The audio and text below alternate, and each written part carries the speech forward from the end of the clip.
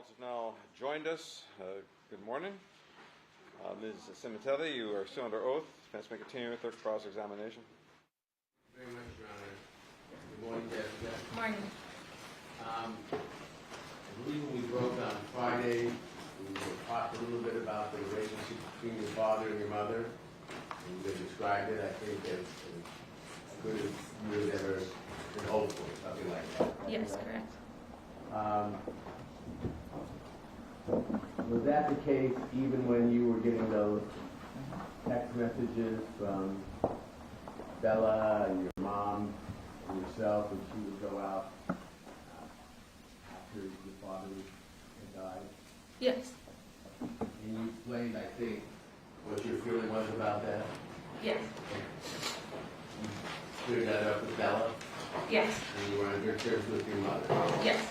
Did there an issue come up, Jessica, involving the cars in terms of how Monica and the family would deal with the car situation once Fabio was dead? Yes. Now, the car that she had been driving was the Ford 150 black truck, is that correct? Correct. And did she try to continue on with that lease? Yes. Was she unable to do so because it was not in her name but in Fabio's name? Correct. And then, correct me if I'm wrong, she would have had to buy the truck back at a very high price. Is that correct? Objection, speculation. How long? To my knowledge, yes. So do you recall what she had decided to do regarding the truck? No, she just came home with the Mustang. And told you what about it? That is- Objection, hearsay. Well, they've got into all of Ms. Sementilli's comments about the truck to others. Okay, is under 356? Is that what you're saying? Yes. No. Okay, so as a result, and you're right, we've had a lot of testimony from car dealers and so forth. Ended up, she wasn't able to keep the truck, correct? Correct. And in place of that, she bought the Mustang, correct? Correct. Now, who was driving the family cars at that time? What were you driving? I was driving the red Mustang, my mother the F-150, then the other Mustang. Isabella was driving the Fiat. Okay.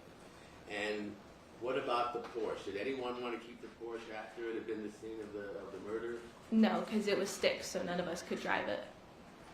So was that sold back to the dealership? Or I turned in? I'm not sure what happened. But it was turned in? Correct. Okay. And you don't know when it was turned in whether there was a lease payment or any other payment due because it was turned in? Correct.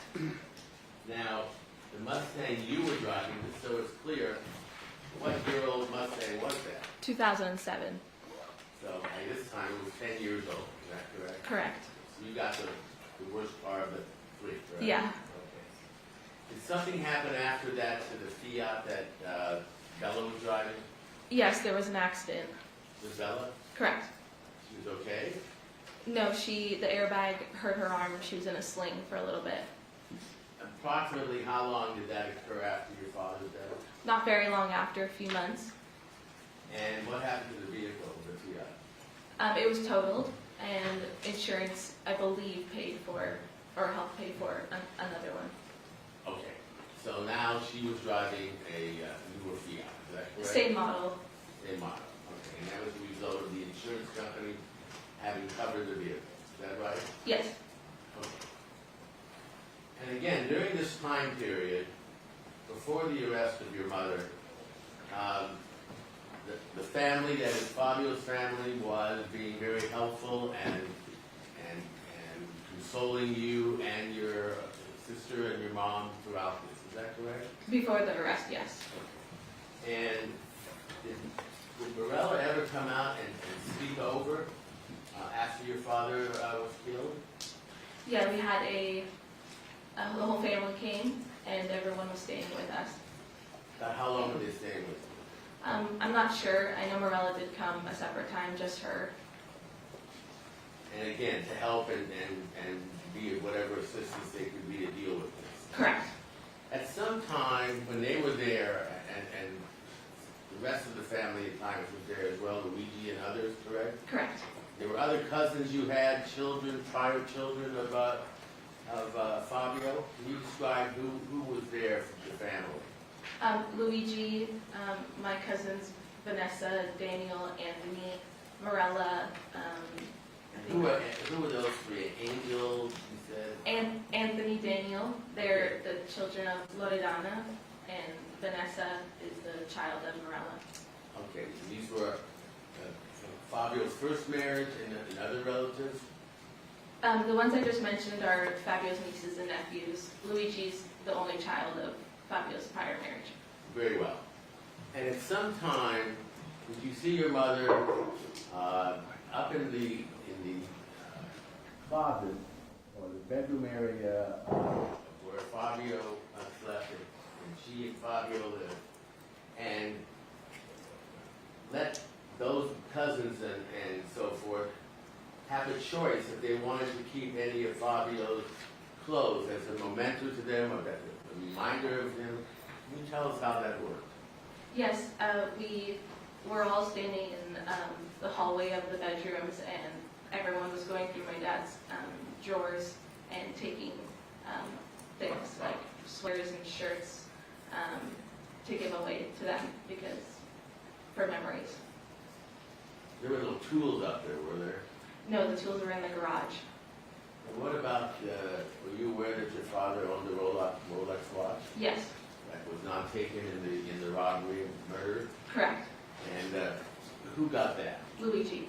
Did he request that? I'm not sure. But was it given to him? Yes, And did he, for any reason, not want to have it? not to my knowledge. He was happy that he was getting it as a memento from his father. Isn't that a fair statement? Yes, I believe so. Let's turn now, if we could, Jessica, to the issue of the burial of your father. Came up in some of the testimony we've had previous. Was there a decision that had to be made as to whether your father would be cremated or not? Yes. Objection. We discussed this.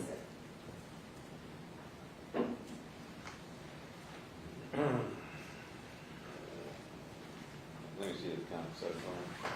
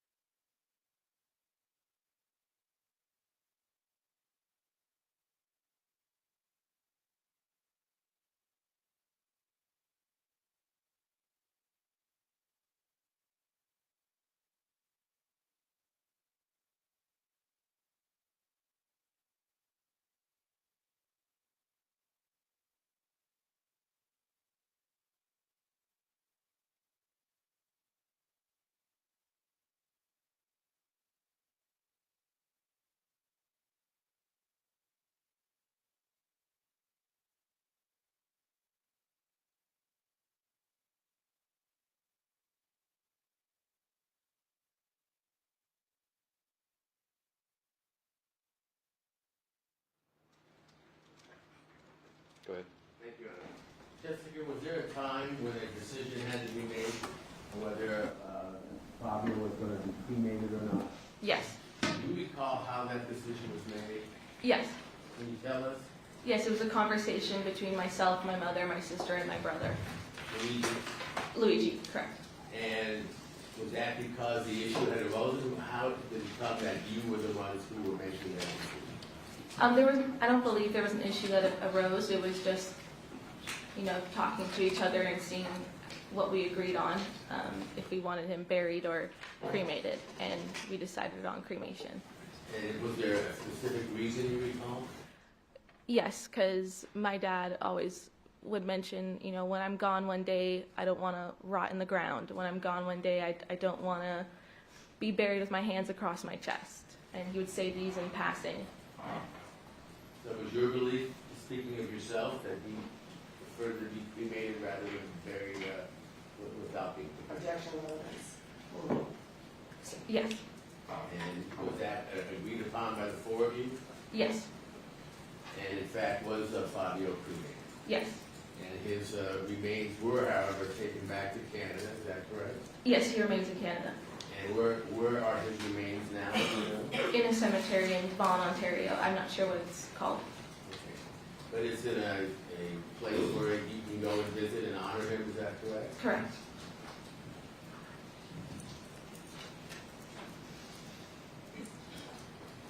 There's been some conversation about the song My Way. Did you know whether or not your father liked that song or not? Yes, it's one of his favorite songs. How did you know that? Because he had albums of Dean Martin, Frank Sinatra, and Elvis Presley, and every time we did karaoke in the backyard, my dad sang My Way. As a result of that, do you recall your mother ever singing that song or portions of it at one of the events that took place following Fabio's death? Yes. Do you recall which occasions that was? Yes, it was a Lifetime Achievement celebration Where was that? in Toronto, I believe. Were you there? No. How did you become aware of that performance? My family sent me videos of it. And at that performance, did your mother sing My Way? Yes. And was Morella there? Yes. And how was she reacting, if you saw in the video, to the singing of My Way? She's smiling and crying in happiness, happy tears. And clapping? Objection, speculation. Happy tears will be stricken. She was seen clapping and smiling. Yes. Everyone up on the stage was clapping and smiling. Yes. Did you ever hear any criticism by anyone of Fabio's family or anyone else to your mom singing My Way at that time? No. Did she sing it on one other occasion here or locally in California? Not to my knowledge that I can remember right now. Your mom had a sweatshirt that belonged to Fabio, is that correct? Correct. For how long did she wear that sweatshirt after he died? Months. She carried that around with her everywhere.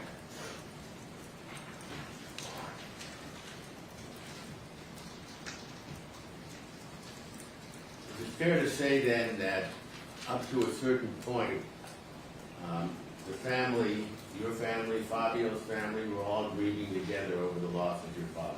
Yes. Was there some time when that changed? Yes.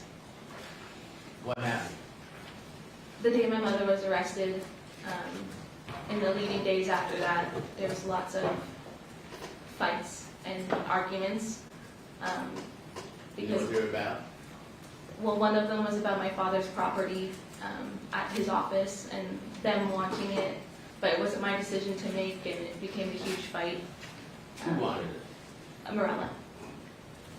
Go on. It became a huge fight, and tensions arose between all of us, and I understood their anger, not their actions, and that's why we stopped talking. Anything else? Yes, What? Morella called me a bitch and a cunt. What did you say to her? She asked you any questions about your father and his death?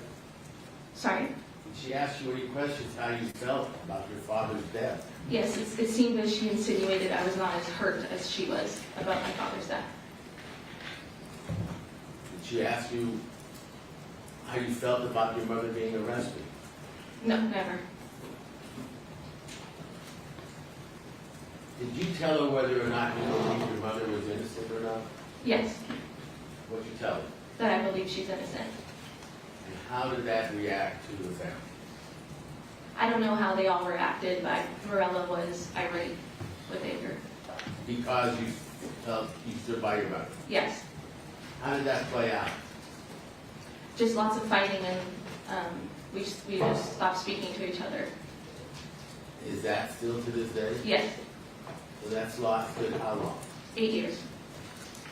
Have you reached out in any way to try to heal some of those wounds? To my brother. And to any effect?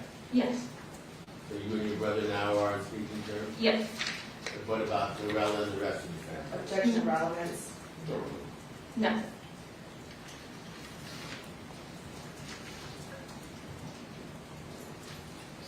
I have 1 minute, John?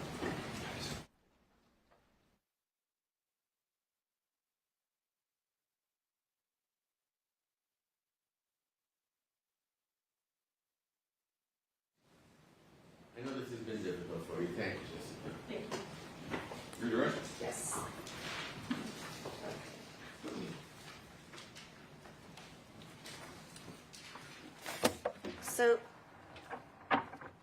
Jessica, as the defense has been asking you questions, you've been talking to them now for 7-8 years, right? Correct. Did you talk to them after you testified? Yesterday? When you testified on Friday? Oh, sorry. No. After court, on the weekend, you never had any conversation with them? After court, we talked about my phone number being leaked, but that was it. Okay. So some of these things that you're bringing up, though, you've never told the police any of this. And first about, in fact, you've never stated that anywhere about the cremation that you just testified to, right? Correct. So you knew that that was part of some testimony that came out during this trial that your dad had not indicated he wanted to be cremated. Sorry, can you repeat the question? So did you know that your dad, through the trial, it came out in testimony that your dad had indicated he did not want to be cremated? No, I did not know that. All right, so that topic then, when was the first time you told anyone this story about your dad and sitting with family members wanting to be cremated? Years ago, when we retained Leonard, when they were first asking us questions. So you reviewed the reports that they gave you, but it's nowhere in there? No, I don't know. Would you like to see their reports? Sure. Okay. And do you know which time that was? Because you interviewed with them on August 29th, 2017. You interviewed with them October 15th, 2021, and you interviewed with them January 6th, 2022. Mm-hmm. Do you know which one? No. Okay. I'll let you take a look at those then.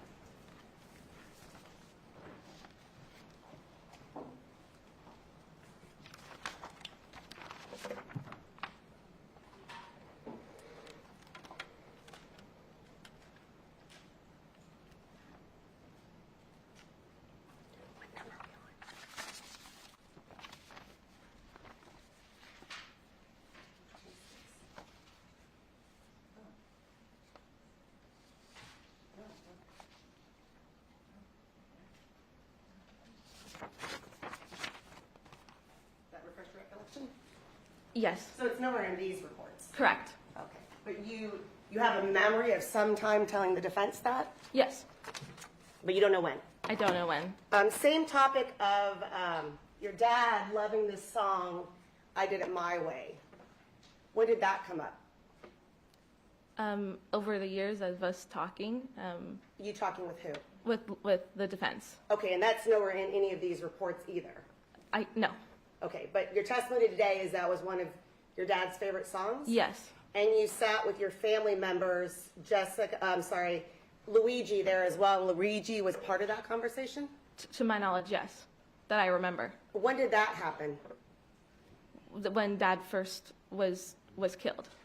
Okay, so with Luigi, you talked about the fact that he wanted to be cremated, and Luigi was there. Yes, to my knowledge. And then Luigi was also familiar with that I Did It My Way was one of your dad's favorite songs. I don't know if he was familiar with it or not. But again, that was the conversations with the defense at some time not documented anywhere. Yes. Then at the Lifetime Achievement Award, you didn't go to that one. That's the one that was in Toronto, correct? Correct. But you watched a video of it. Correct. And your interpretation of that video is that everyone was clapping and smiling and happy when your mom sang, I Did It My Way. Yes, and you could see that. You could see that, because at that point, your mom hadn't been charged yet with the murder of your dad. Correct. So people were happy hearing that song that she sang, I Did It My Way. Did you ever hear or see your mom sing that song after she was charged with murder? No, maybe. Maybe? This is a really weird question, I think. Well, did you visit your mom over the years, like routinely in custody? Yes. You went and visited her? Yes. Did that ever come up again, that song? Not So, not that I can recall. And when you visited your mom in jail, were a lot of these conversations, did you update your mom about this divide that started happening between the family? Of course. And you felt that you weren't being treated fairly by Fabio's side of the family? Is that Treated fair to say? unfairly, yes. Okay, were you angry at them as well? Of course. And is it fair that if Morella said things to you, you were saying things back? Of course. Okay, so, and that was because you're standing with your mother? Yes, and I was 18 years old. That's fine. Yes. You were standing with your mother, and you still stand with your mother. Yes. And you don't want to believe that your mother killed your father. Correct. And it was hard for you then. That's argumentative, Your Honor. it's overruled. So was it difficult for you to see your brother and your father's side of the family not believing your mother anymore. That was hard for you. Yes. Okay, so that caused a big divide, and to this day you still have this divide. Correct. And it affected your relationship with your brother as well. Yes. Your mother's side of the family, that's Anna and then your grandmother, you're still close with them. Yes. Okay. And the three of you, over the years, visited your mother while she was in custody. Yes. And is that on a regular basis? Yes. Well, them no, but my sister and I, yes. Okay. But they went and visited your mom as well? Yes, but not regularly, but yes. When they were in town? Yes. Also, your mom's other friends, Elise, Faye, you ended up not liking them anymore as well, right? Right, because they're slandering my mom online. And you didn't like anything that they were saying on Facebook or Instagram. It was upsetting you as well. Correct. All right. Now, when we talked yesterday, a little bit about, you touched on, I just wanted to go back. The time that you found Rob in your bed, you had testified that, I think you thought you were out of high school, but were you actually in high school at that time? I'm going to object. This was not raised on cross-examination after that. I'll allow this. If it was 2016 in the summer, I don't remember when this happened, but if it was in the summer, then I had graduated already. All right. Back then, though, did you tell the officers that you were in high school when this happened? I don't remember. We're looking at a transcript, refresh your recollection. Yes. And this is the February 21, 2017 interview, page 81 through 82. Let's let you take a read here from line 13 to the bottom and go into the next page.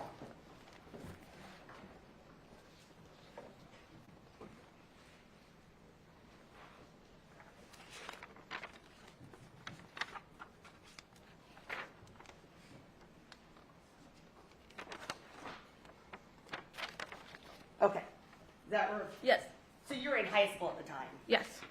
And I'm talking about the time when you found Rob in your mom's bed. Correct. And that was also the time, as you testified, that your dad was out of town. Correct. Did you tell Deborah Obad that your mom told you not to tell your dad what you had found? Overruled. Sorry, can you repeat the question? Did again? you have a conversation with Deborah Obad and tell her that your mom told you not to tell your dad that you had found Rob in her bed? I don't remember. Do you remember Rob coming to the wake or the memorial that was at your house 6 days later, January 29th, 2017? It's also after that. I'll allow counsel to reopen on this area.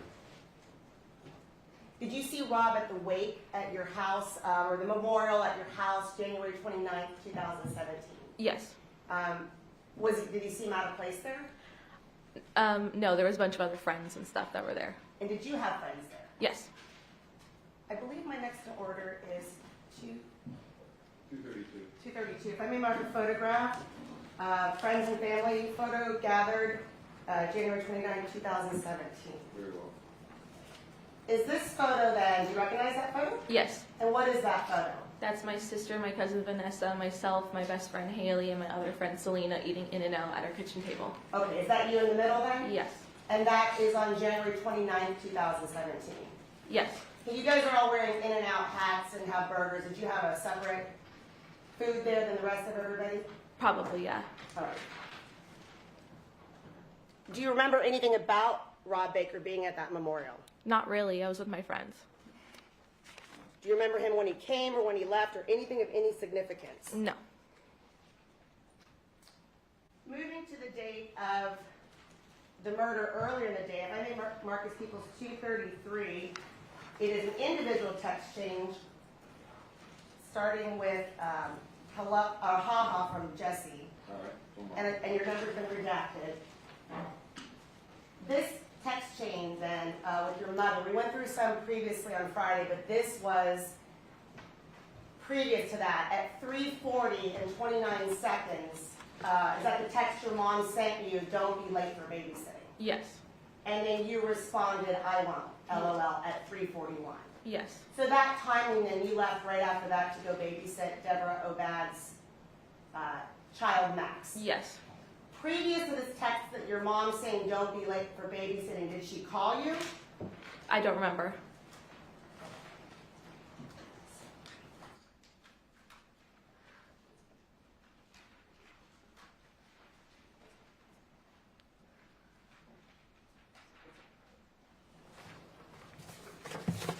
All right, I have it.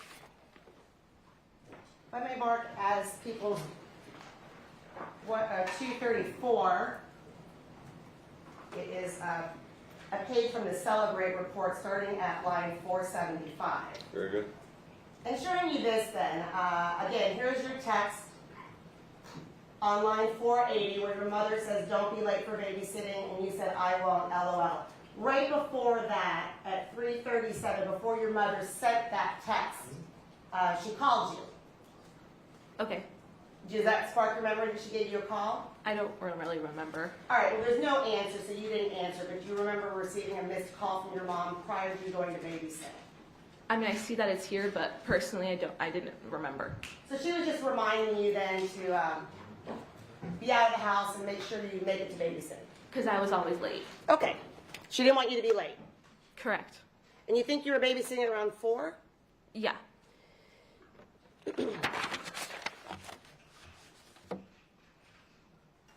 And the final topic, when the defense had asked you some questions about when you got to the scene, when you first got there, you testified on Friday that a fireman told you that your mom had, that your dad had been killed, correct? Yes. Did you tell the police that you actually didn't know until you got in the house and your mom and sister told you? I know on the transcript that I said that, but I remember it differently. I remember the fireman, before I even walked in the door, saying that. And then immediately when I got in the door, my mom and my sister are saying the same thing. So it was a traumatic day, and I don't remember what happened first. Okay. I got it. When you interviewed with the defense team on August 29th, 2017, you walked through again what happened that day when you first walked in, correct? Correct. Do you remember what your mom said to you when you walked in the door? No. Did you tell the defense team in your report, August 29th, 2017, that your mom said they killed him? Yes. Who was they? Who did you think they were? The knock-knock burglars that the detectives were telling us.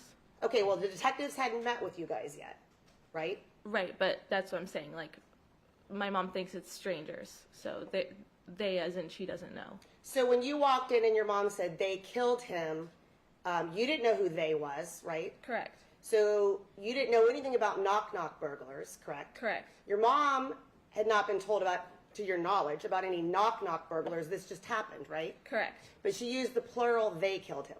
Correct. All right, thank you. I have no more questions. Absolutely. Yes, Your Honor. Before you got to your mom, first of all, you were notified by Deborah Obad to get over there. Is that correct? Correct. Do you recall what she said? She said go home. And when you went home, who did you first come in contact with? To my knowledge, the firefighter. Okay. And you spoke to the firefighter? I didn't speak to him. He just said that your father's dead, and I walked inside. And then who did you speak to? Isabella and my mom. And who did you speak to first, Isabella or your mom? I'm not sure. Okay. And there was a lot of blood and a lot of wounds there. Is that correct? Correct. Okay. Let me ask you this. You were asked questions about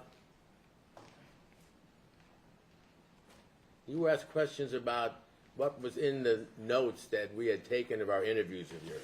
You remember that? Yes. And the question was, why wasn't cremation brought up? Remember that? Yes. Well, isn't it true that at the time, nobody thought cremation was going to be an issue in this case, correct? Correct.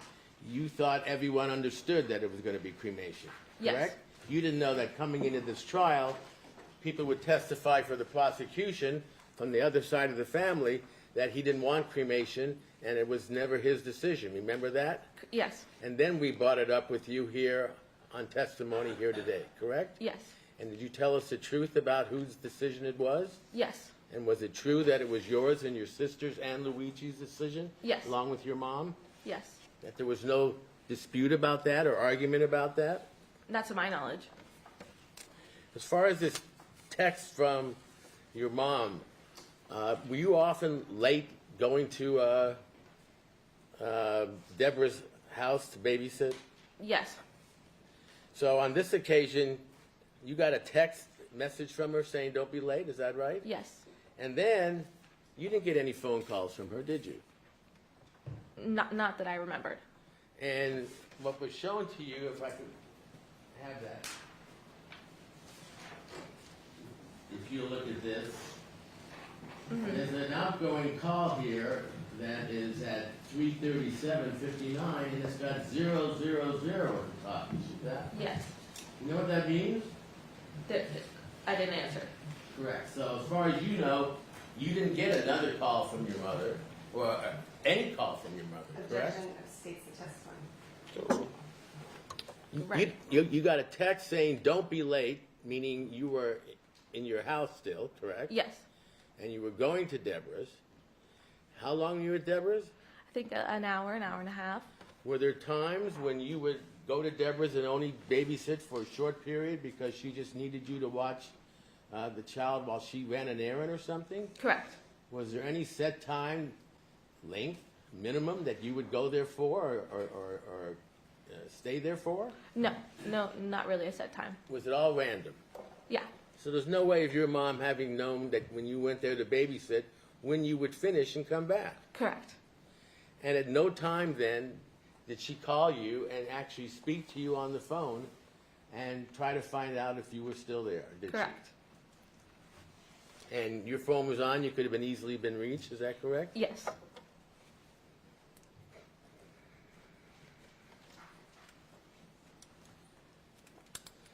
In the same way with the song My Way, until we got to trial here, did you think there was going to be any controversy concerning the song My Way? No. Had it always been your dad's favorite song? One of them, yeah. And was that why it was sung a few times after his death at various events? I believe so. Did anybody from the family complain about that to you or anybody else? No. So the only problems occurred when after she was arrested and you made it clear that you were standing by her and didn't believe she was guilty. Correct. Everything changed then. Yes. Thank you, Anna. anything further? No. Thank you. You are excused. We have Detective Roberts back on the stand.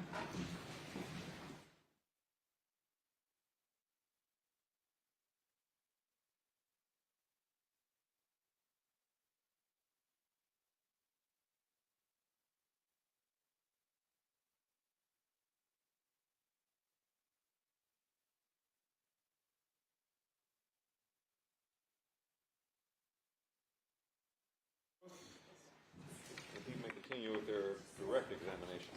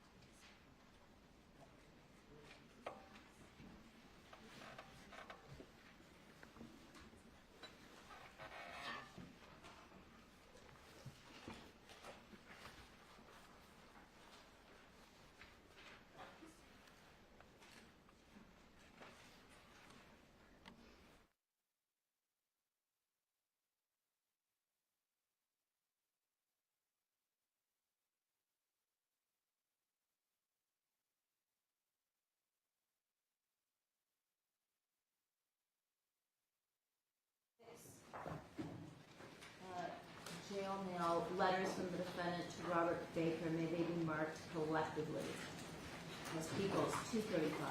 They may.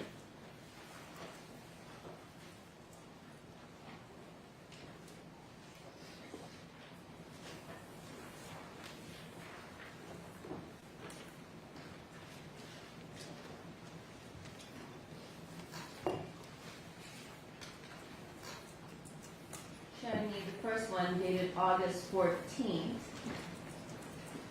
where it starts out, "I will see you in a few hours." Once again, is this one of the letters that was recovered from the defendant's cell or from Mr. Baker's after it was sent? Yes. And in this particular letter, again, does the defendant talk about going, taking a bus to Van Nuys? To you, yes? Yes. To your knowledge, did this case start out in the Van Nuys courthouse for the first couple of appearances? Yes, it did. And once again, does this letter appear to contain lipstick prints along with the same type of codes we saw last week, "Ride or Die," "On My Mind," with the signature Mrs. Robert Baker? Correct.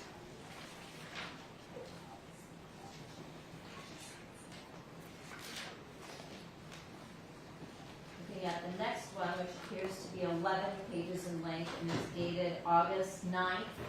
It looks like maybe and 10th. Yes. Starting out again with that same type of code, LOML. Yes, love of my life. And further down,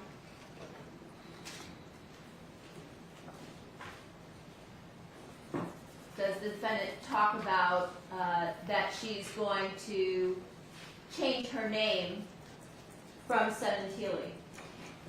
Yes, she does. And is that something that you also overheard in jail conversations or lockup conversations between the defendant and Robert Baker? Yes.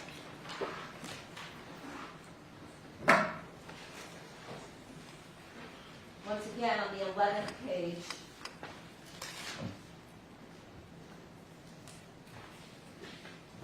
at the end, does the defendant sign this letter, "Yours eternally, Monica/Madonna Baker"? She does.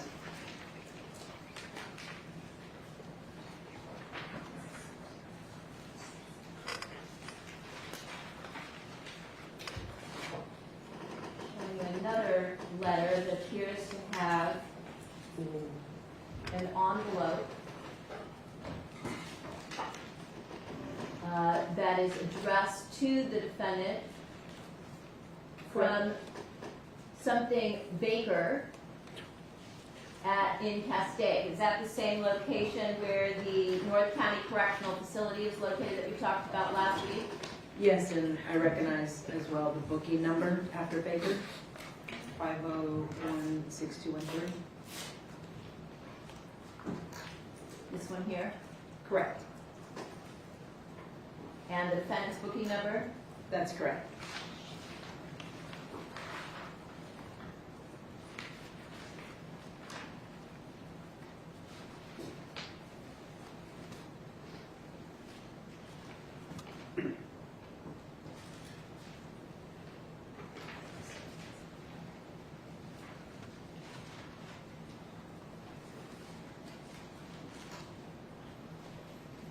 And in the course of this letter that was sent to the defendant recovered from her cell, did Mr. Baker again indicate the protocols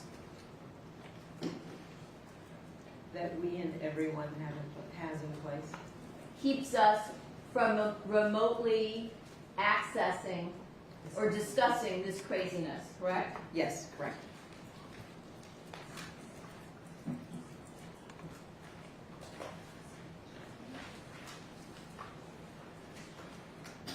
Another letter that is 6 pages in length. This one appears to have the date of August 8th at the top.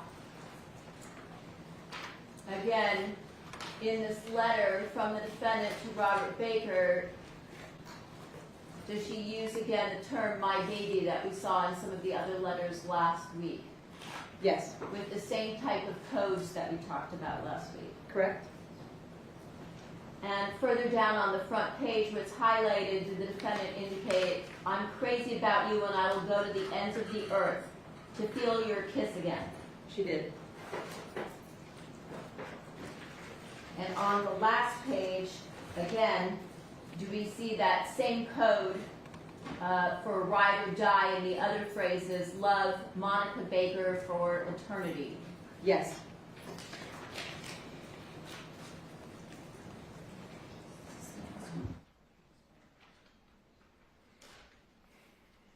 A 4-page letter from Robert Baker to Mrs. Baker, soulmate, saint, bestie. Yes. Is this again one of the letters that was recovered from the defendant's cell? Either Robert Baker's or Monica Sementilli's, I don't recall. And here, does Robert Baker indicate you may be the happiest Proudest. and proudest man in this world when you accepted me as your true man, even husband? Your husband. Your husband. Thank you. And on the last page,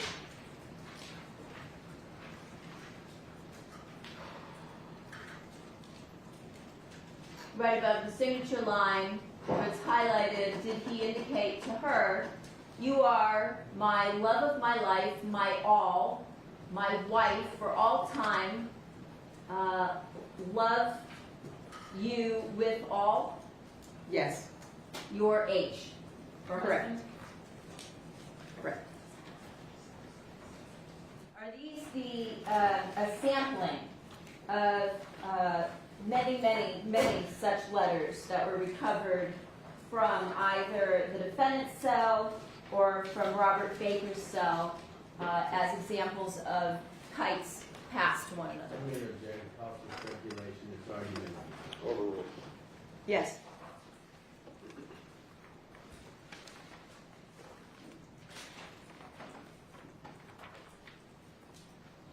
Showing you what's been previously marked as People's 177. This screenshot of an email from Detective Parshall. Was this screenshot also found when you did your review of the Celebrate reports on the SD card found in Robert Baker's Ford Expedition, item 157? It was.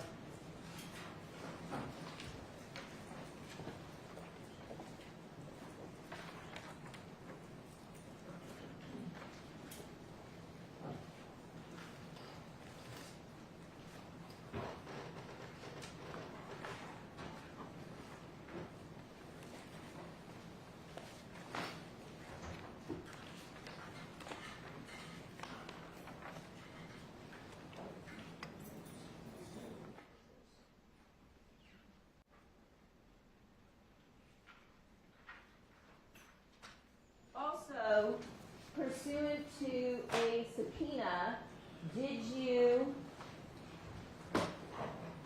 review voicemails that were left by the defendant to Procter & Gamble with respect to stock options and restricted stock units?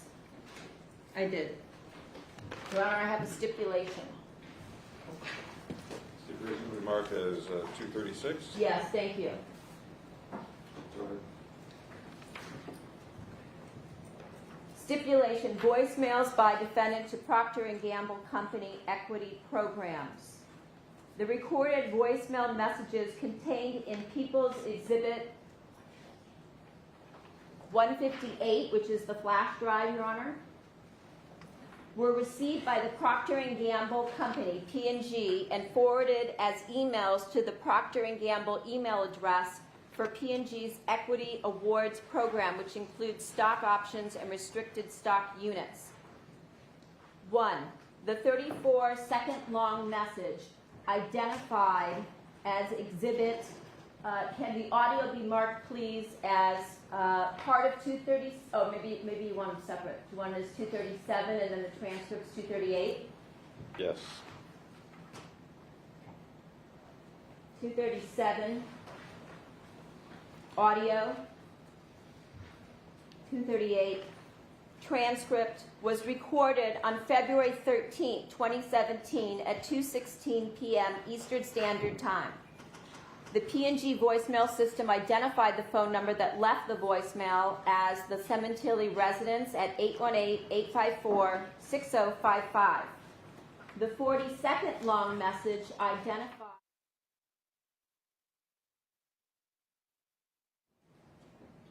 Do you want me to mark it as a subsequent number, or do you want me to continue it? Is this part of 237 or talking about something else? It's another one. There's two. There's three altogether. Two more. All right, we'll mark that separately. 238. 239. I'm sorry, that was my fault. 239. Thank you. Identified as the audio in Exhibit 239 was recorded on March 9th, 2017, bless you, at 1:40 p.m. Eastern Standard Time. The P&G voicemail system identified the phone number that left the voicemail as the Sementilli residence, again at 818-855.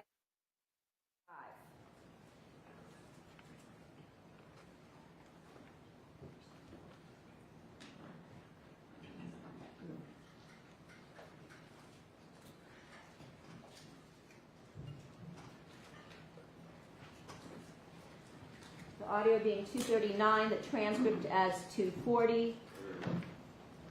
And then the 34-second long message identified as Exhibit 241 was recorded on March 9th, 2017 at 6:59 p.m. Eastern Standard Time. The P&G voicemail system identified the phone number that left the voicemail as the cellular phone number 818.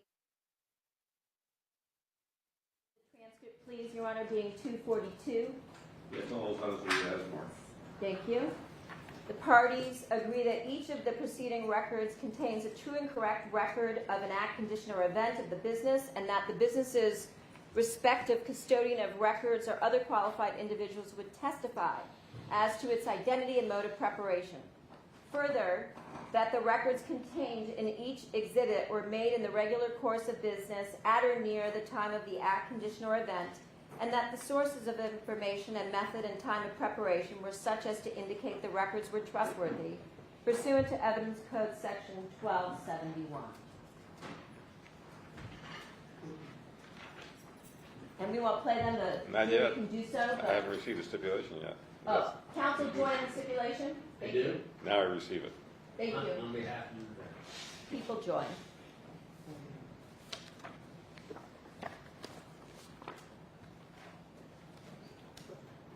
Now,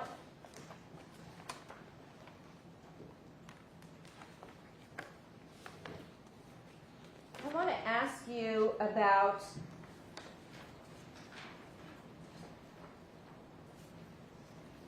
the investigation that you conducted into the outstanding third suspect on this case that was observed jogging towards the Sementilli residence at 4:18 on January 23rd, along with Robert Baker. Can you tell us the steps that you took in your investigation in order to identify that individual?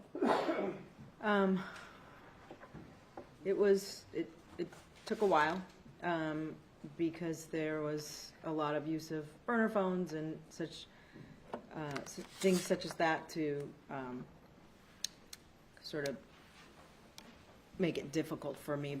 Initially, we started with looking at things that sort of stood out to us as out of the ordinary.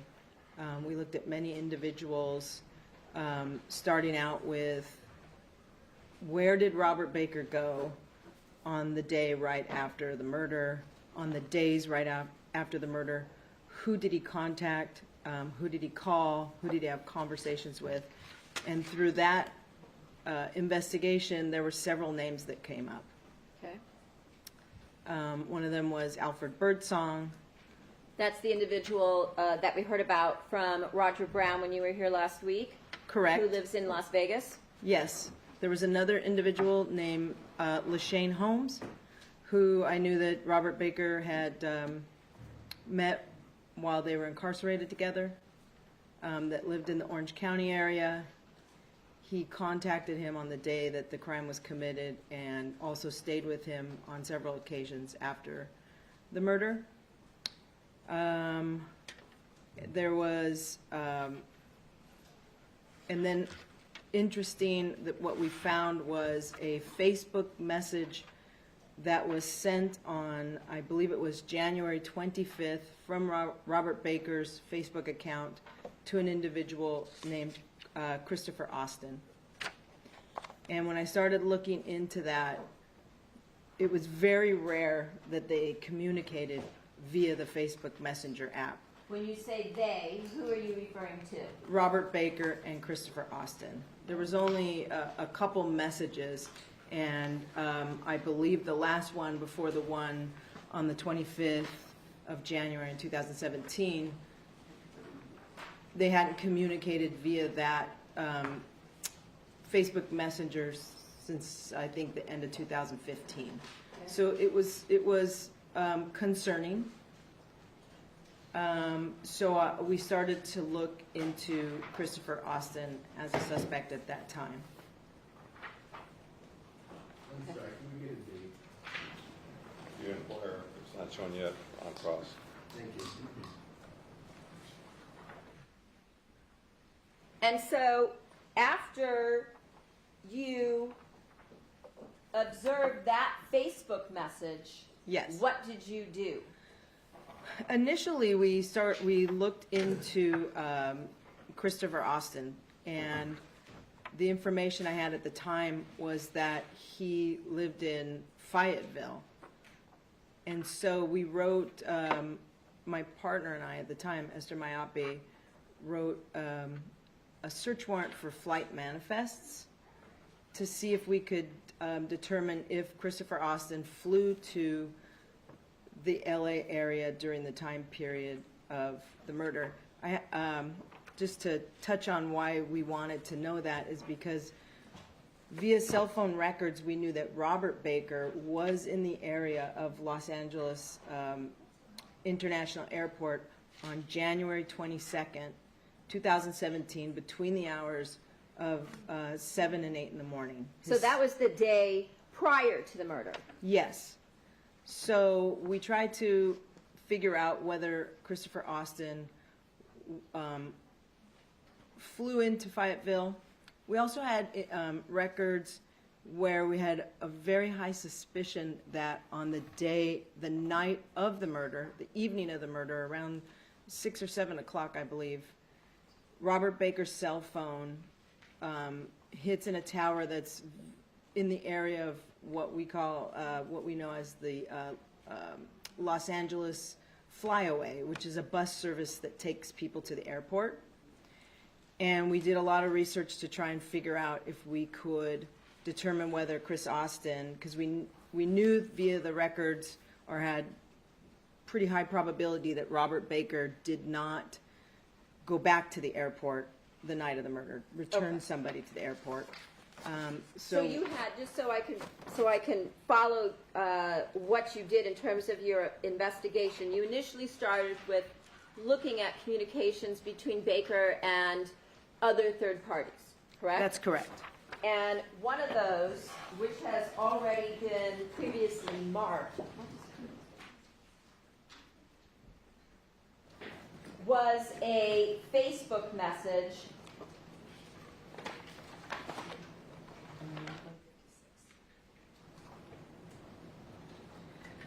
which was part of Curtis Davis's PowerPoint, which is Exhibit 156.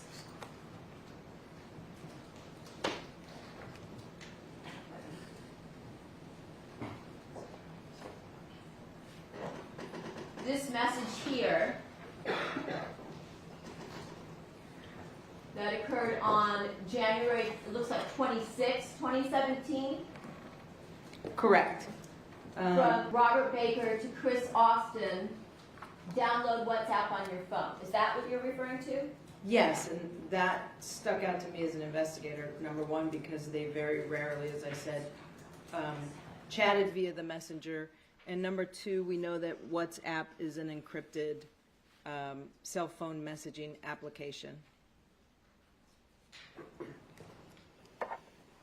And so then you went back and noted that Robert Baker was in the area of LAX per his cell phone records the day prior to the murder, and that at some point on the day of the murder, subsequent to the murder, you said his cellular records indicated he was in the area of the Van Nuys Flyaway. Correct. For those of us that don't know what the Van Nuys Flyaway is, tell us what that is. It's like a bus service. You take a bus to the airport, your luggage and everything. It's usually a very full bus. A lot of people utilize it because it's an inexpensive option to get to the airport.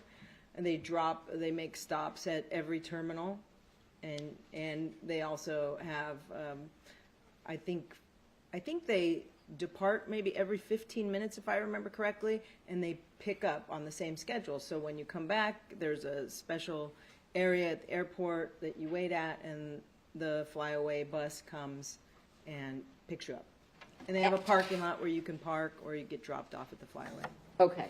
So someone could drop you off at the flyaway, and you would be able to get transport to LAX. Correct. Did you also investigate how one might pay for a ticket from the Van Nuys Flyaway to LAX? Yes. At the time, I had a colleague, Sergeant Ann Pickering. She worked Van Nuys. I asked her to go to Flyaway to do some research for me because I wanted to know if how long they retained credit card information, and also if you could pay for the service with cash. And the Van Nuys Flyaway, just for those of us that maybe aren't as familiar with the San Fernando Valley, the Van Nuys Flyaway is in the San Fernando Valley, correct? Correct. It's I believe off of Roscoe, and it's very close to the 405 off ramp. Okay. And so then what did you do? Well, I found out that we got sort of mixed information, but ultimately we found out that they accepted only credit cards, but that the system was purged after, I believe it was 2 months. Okay. And so you told us you came on to this case, I believe you said it sometime in 2019. Correct, the very end of 2019. Okay. And so by then, obviously, more than 2 months have passed. Correct. So then what did you do? So then we started, at that point, I couldn't really come up with any information that, other than that connected Austin. And so we started looking into the other participants, Birdsong and Lashane Holmes, and other names that kind of came up that needed to be investigated, and did that for about 6 months. Okay. And then did you note that after that Facebook message from Baker to Austin, that they no longer communicated through their regular phones? So I believe it was 2021, probably mid-2021, I started to pick up that we kind of came to a crossroads on the third suspect. And I might add that was really my primary goal on this case. The case, when I came on, was solved. In terms of when you say solve, what does it mean to solve a case for LAPD's purposes? That's overruled on that ground. Go ahead. To stand on that ground. So your primary goal, you said, was to try to identify the outstanding suspect. I had two focuses. One, to carry the case through the court's process on the individuals that were in custody, and the second was to try to identify and arrest the third suspect. Okay.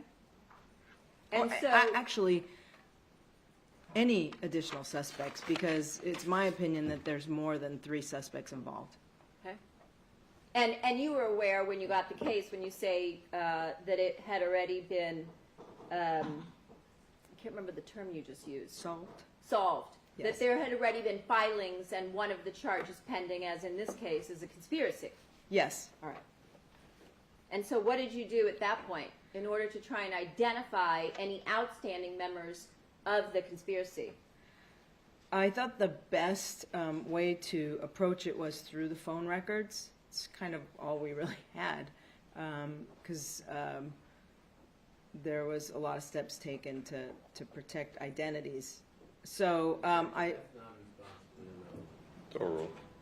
As you talked about, because of the use of burner phones and things of that nature. correct. Okay. And we talked about, I believe, on Friday, the fact that Robert Baker, on the date of January 29th, prior to the time that he came to the Sementilli home to attend the memorial, he had purchased 2 burner phones that day. Correct. You said one was an LG stylus, I believe, and one was a ZTE flip phone. Correct. It is. And one of those phones, as you talked about, the ZTE, traveled to Canada when the defendant went to Canada on January 31st. Sustained. So based on that, what did you do next? So I started to really focus. I took another closer look through the murder book, because any time that you sort of inherit a case from somebody, as opposed to being the assigned investigator from the get-go, you're kind of at a disadvantage because you don't have the recollection of any of the interviews. It's overruled. And so numerous times I had to go back through and really read the documents of the investigation. One of the ones I found, of course, was the interview of Roger Brown that I had missed in the first pass through the book, where he talked that Baker gave him an alternate phone number. And so what did you do in order to look into that particular phone number? So I looked through the case files and I realized that the CDRs for that phone number were already in the records. So I just sort of looked through them, and since the date was just a few days after the murder, I wanted to see who was the first person that Robert Baker had contact with on this burner phone. Because when you get a burner phone, it's so that you can talk to people that you don't want law enforcement typically to know you're talking to. Okay. And I found a number I didn't recognize. I don't recall the entire number, but I know that the area code was 314. There's really not, if not any, there's very few numbers within Robert Baker's cell phone records with a 314 area code. And when I ran the number, I found that it was another prepaid burner phone that was purchased in Anchorage, Alaska. And that's when that was a big find for me, because when I was doing the research into Christopher Austin, and I couldn't connect him coming to the States from Fayetteville, and then I remember doing some more research into him, and I was like, well, he doesn't even live in Fayetteville, he lives in Anchorage, and so that's what kind of led me off of him. But when I found out that there was now this prepaid burner phone that somebody had purchased in Anchorage, Alaska, that was the only name in my investigation that I knew was connected to Alaska. Okay. And that particular number, that was 31429. Correct. Okay. So given that you had been looking at various people and there was only one individual who was in Alaska, then what did you do with respect to that prepaid burner phone purchased in Alaska? So then I researched that phone and I found out that it was purchased on, I want to say, January 30th of 2017 from, I believe it was a T-Mobile within the Anchorage Mall. And when I researched the address of the Anchorage Mall, it was about 6 miles from where I knew Chris Austin was living at the time that phone was purchased. Okay.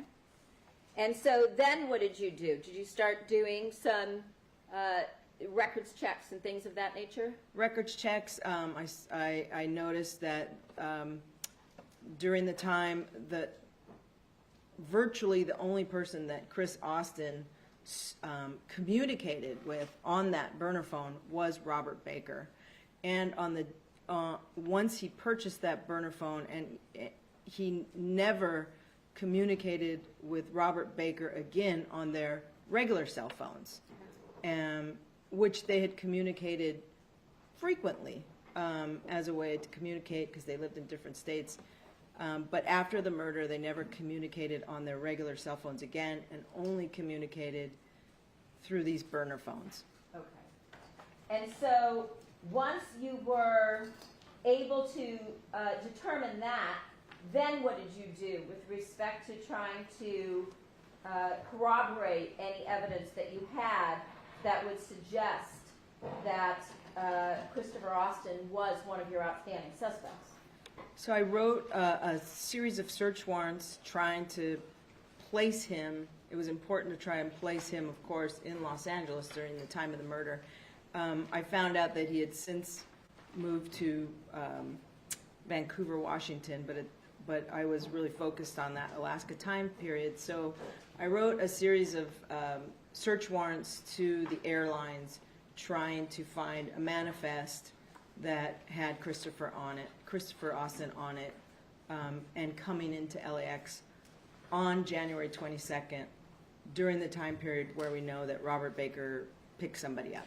And what did you discover based on your records review after those search warrants were written? I discovered that on between the dates of January 12th and 13th, Christopher Austin went on the internet application Kayak, which is sort of a travel. You can book airline rental cars and hotels through them, and purchased airfare to Los Angeles on January 22nd, coming home on January 24th. And the Alaskan Airlines also attached a flight manifest that had him leaving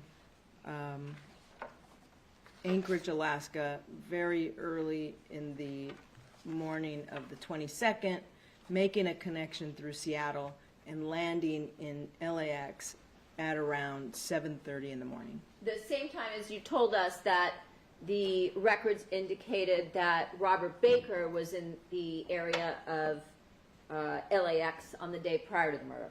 Correct. Okay. Then what did you do?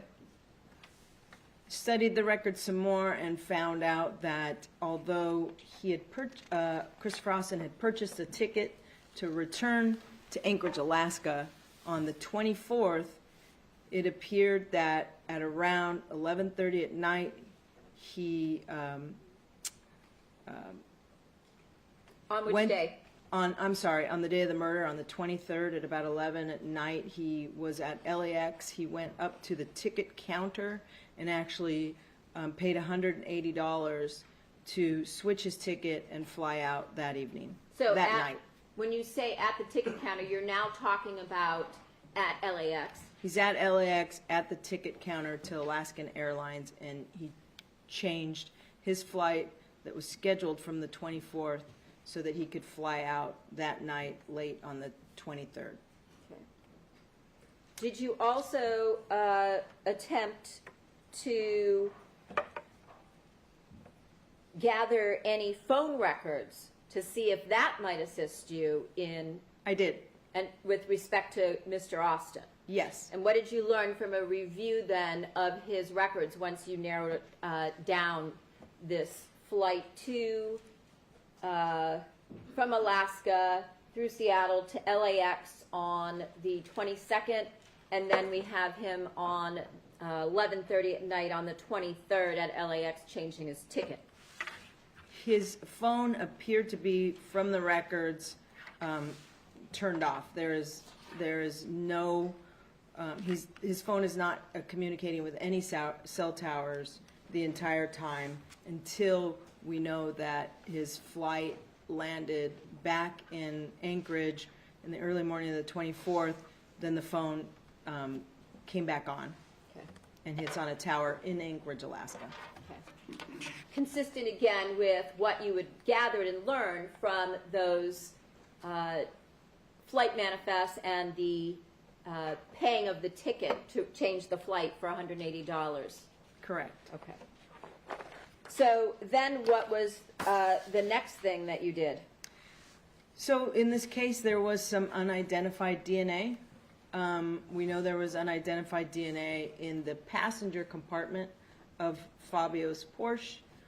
I thought that could be from a suspect, also could be from a family member or anybody else, but I set up with the authorities in Vancouver, Washington, to obtain a surreptitious sample of Christopher Austin's DNA to be compared to the unknown samples in this investigation.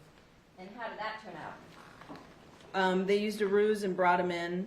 I believe he had a... You spoke with someone in order to accomplish this in Yes. Alaska? Yes, a deputy in Vancouver. And they used a ruse. Christopher Austin had been the victim of a crime, I believe, and they asked him to come in so that they could talk to him about it. And I believe the crime was that there was some mail that was taken out of his mailbox, and they asked him when he came in, because it was post-COVID, to wear a mask.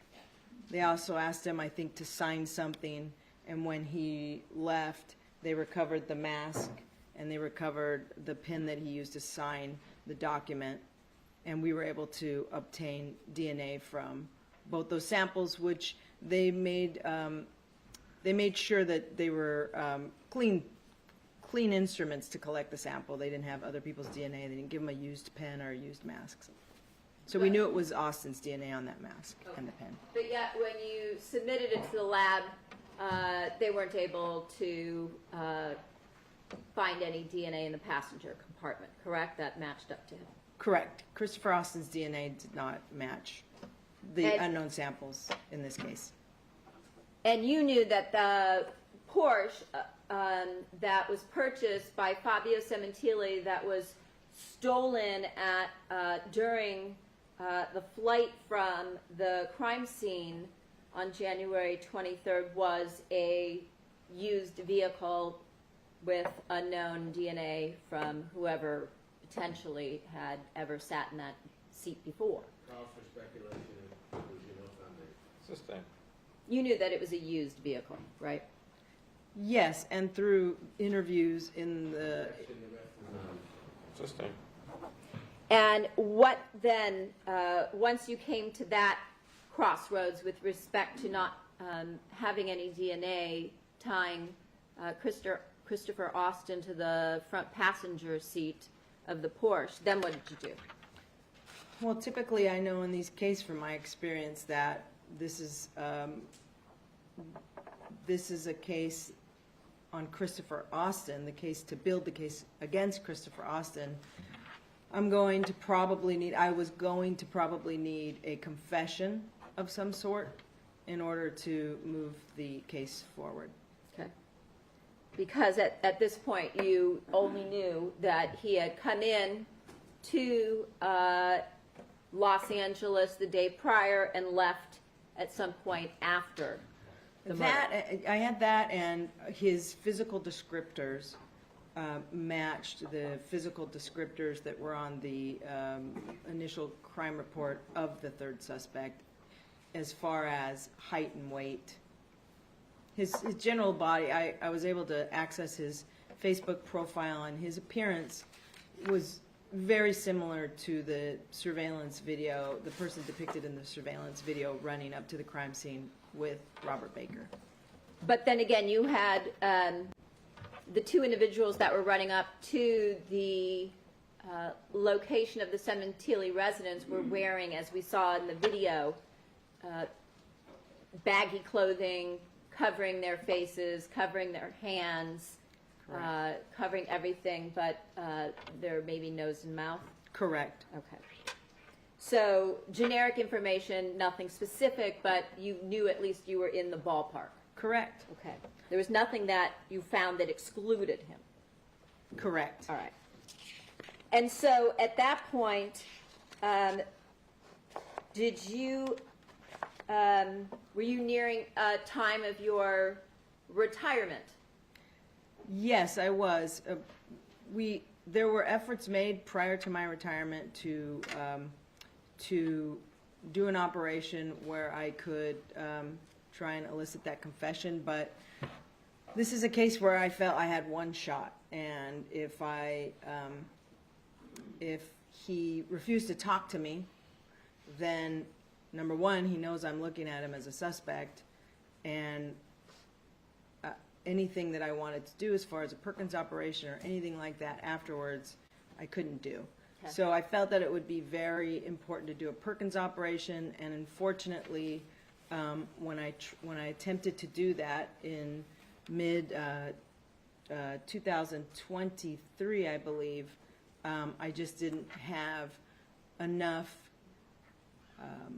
to obtain an arrest warrant for him in order to do that, and the authorities that I was that were assisting me in Vancouver were not comfortable doing an operation with me without an arrest warrant. And at this point in time, when you said Vancouver, you're talking about Vancouver, Washington, correct? Yes, Vancouver, Washington. And at this point, based on your records check, did you determine that whether Christopher Austin was still living in Alaska or whether at that point he was living somewhere else?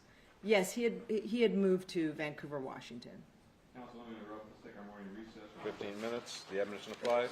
See you back here in 15 minutes.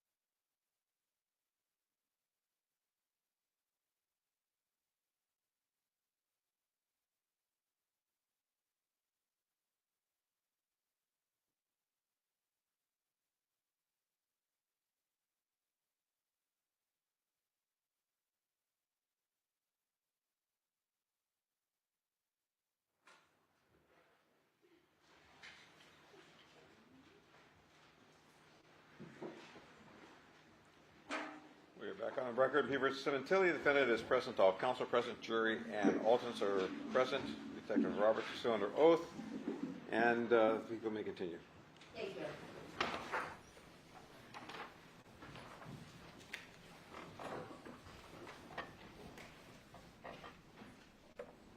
Okay. So you were, before we broke, telling us about how you had learned that Mr. Austin had moved to Vancouver, Washington by the time you got into this portion of your investigation where you were looking to perhaps interview him. You mentioned doing a Perkins operation. What is a Perkins operation?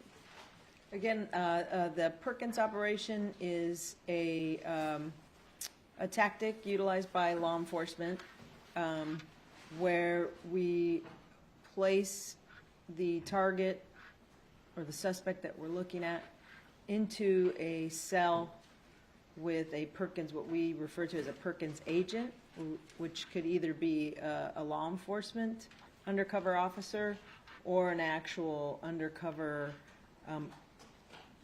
person, citizen, civilian, that acts as a Perkins agent. Okay. And so you were looking to do that, but weren't able to based on the status of your investigation at that point? Correct. I didn't have enough evidence at that point for a filing and or to get a arrest warrant.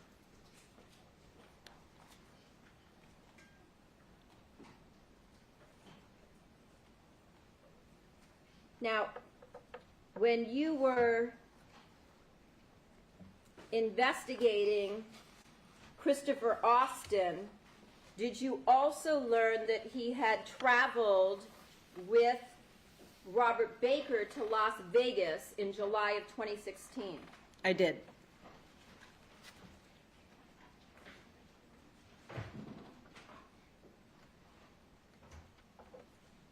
And did you obtain, again, flight information for Austin where he flew into Los Angeles and then he and Baker at the end of July of 2016 drove to Las Vegas?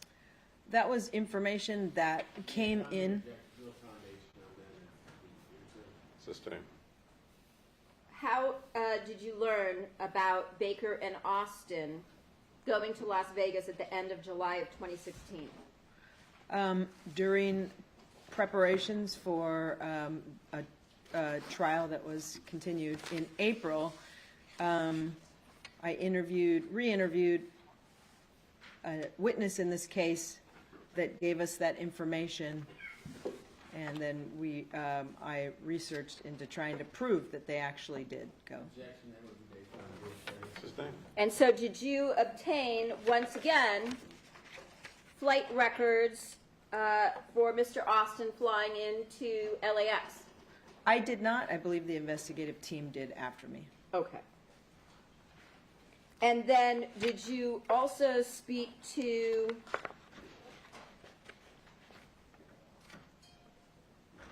one of the detectives that was, before you retired, assigned to Robbery Homicide Division that works with the FBI through a unit called CAST? Yes. Okay. And did you ask this detective in order to confirm this trip by Austin and Baker to Las Vegas in July of 2016 to look at cell tower records as to where Baker and Austin went? Yes. And from that, the graphics that she produced, did that show Baker and Austin driving to Las Vegas? Sustained. Can you tell us what type of records you looked at that confirmed that? We looked at I provided her with all of the cell phone records for Monica Baker, Christopher Austin, I believe Al Birdsong, and Chris Austin. I'm sorry. I apologize. Robert Baker, Monica Sementilli, Christopher Austin, and I believe Alfred Birdsong as well, Okay. and asked her to utilize those records and the data that came from the phone companies to try and determine if they traveled to Las Vegas Okay. during, And then during did that time she, period. I'm sorry, During that time period, all right. And this was Tanya Edquist, Detective Tanya Edquist? correct. And then did she produce some graphics from those phone records indicating that all four of them were in Las Vegas during this July of 2016? Objection, no foundation. Sustained?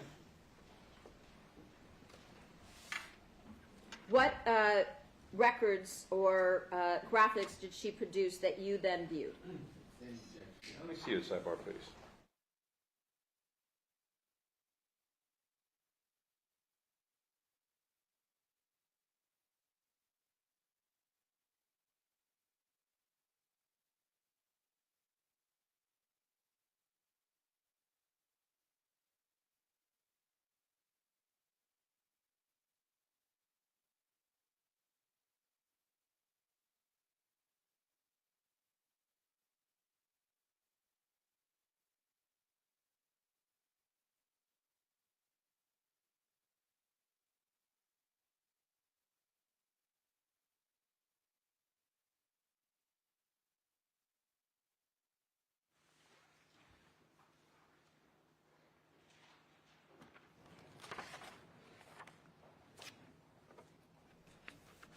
Did you also, I think we talked about this last week, review an email regarding an agenda, an itinerary that Fabio Sementilli sent to his wife for a trip to Las Vegas during this same time period in July of 2016, where they stayed at the Aria? Yes, and after that. It's oral. Yes. Now, did you also review records, phone records, for Robert Baker's regular phone, not his burner phone, and Chris Austin, again, his regular phone, not his burner phone, with respect to the dates between January 11th and January 13th, 2017, a couple of weeks prior to the murder? I did. Did you also review records, Viber records, for Robert Baker and the defendant during that same period of time? Yes. And did you also review records, phone records, from Al Birdsong's cell phone and Robert Baker's cell phone during that same period of time? Yes. And what, if anything, did you learn from reviewing the phone records of all of these individuals? During from January 11th to January 13th, there is a spike in phone activity via texting and phone calling between Robert Baker and Christopher Austin, between Christopher Austin and Albert Birdsong, and between Robert Baker and Alfred Birdsong, which is interesting, was interesting to me. Allow me to check any further after that. Sustained? So you saw a spike in activity between the January 11th and January 13th, 2017 timeline, correct?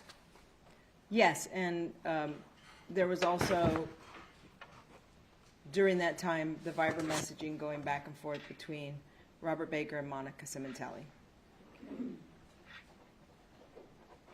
Your Honor, I have a timeline for the period of January 11th to January 13th of 2017. It is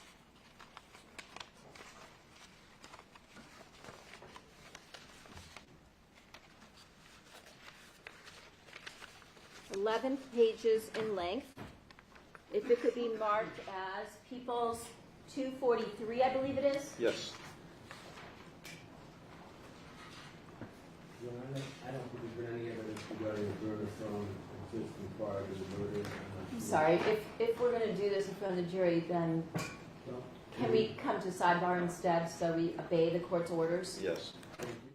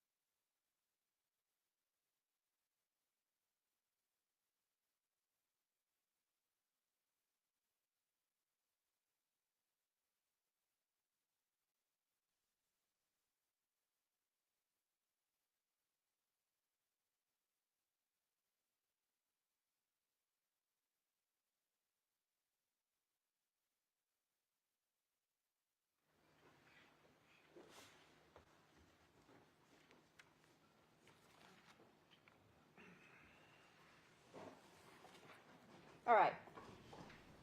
Showing you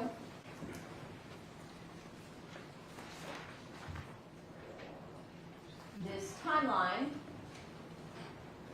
of dates between January 11th of 2017 and the last page, it looks like it ends at line 445, which is on January 13th of 2017, 1 minute before midnight, before it turns January 14th. Excuse me, this one did, Yes. Is this timeline what you're referring to in terms of the communications between the defendant and Robert Baker using Viber, and Baker using his regular cell phone to communicate with Christopher Austin's regular cell phone? Yes. And you indicated that there were also communications that involved Al Birdsong. Yes.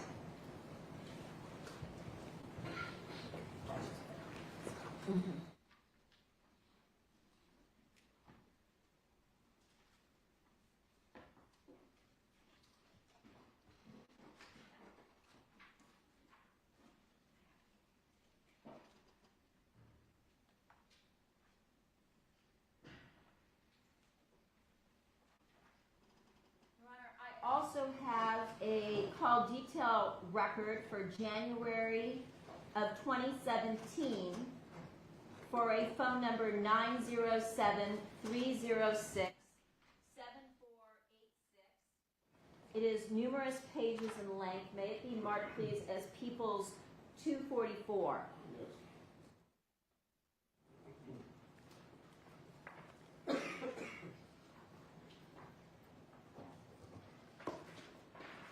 Showing you the first page of this document, a report for call details between January 1st and January 31st of 2017. Do you recognize this phone number here, the 907 number? Yes, that's Christopher Austin's regular phone. Okay.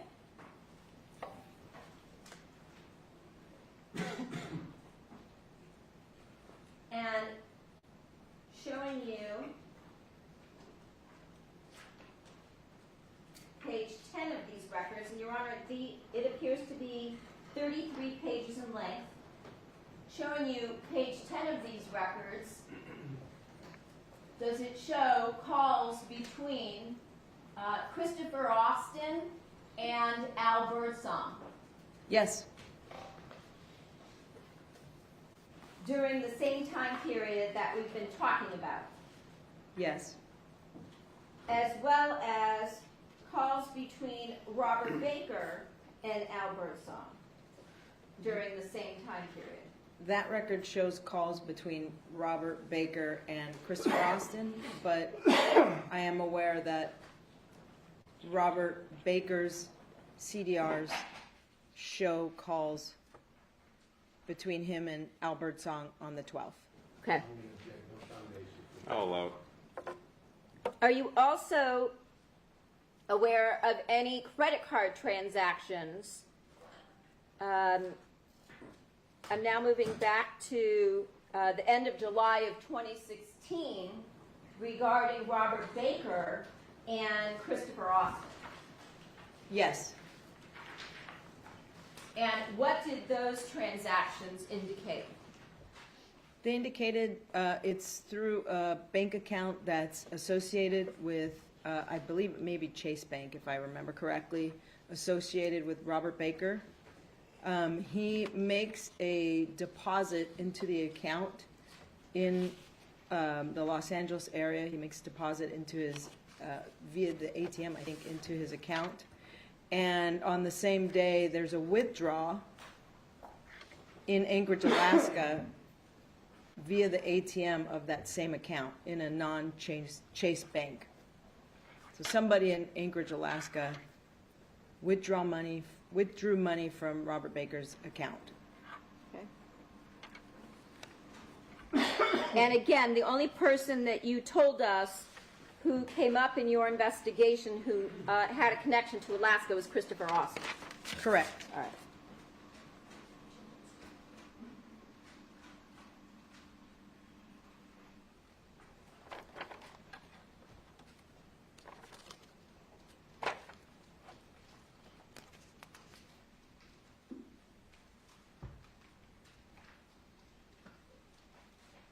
Also determine that the credit union was the lien holder for Christopher Austin's vehicle. Yes. All right. And there was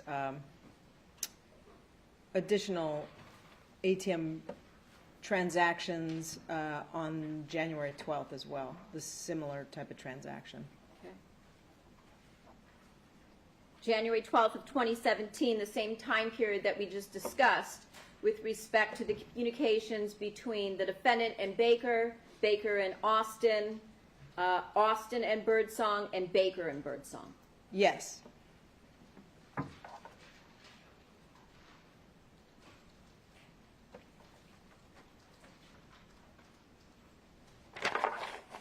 right. Your Honor, at this point in time, I'm going to move on to another area, and we have transcripts to pass out. Let me see. Yeah, it was 237 through 242, different area? No, this is another set. Did you also review approximately 16 different calls, jail calls, as we talked about last Friday, that were made between the defendant and Robert Baker through third parties? Yes. And some of those calls were through an attorney you mentioned as Howard Lynch, correct? Correct. Subsequent to the calls between the defendant and Baker through Howard Lynch's office, did you then find additional calls between the defendant and Baker through another third party? I did. And who was that? According to what the two of them discussed. Correct. It was Robert Baker's sister. At least he called her sister. I don't believe it's an actual blood sister. And her name was April. Okay.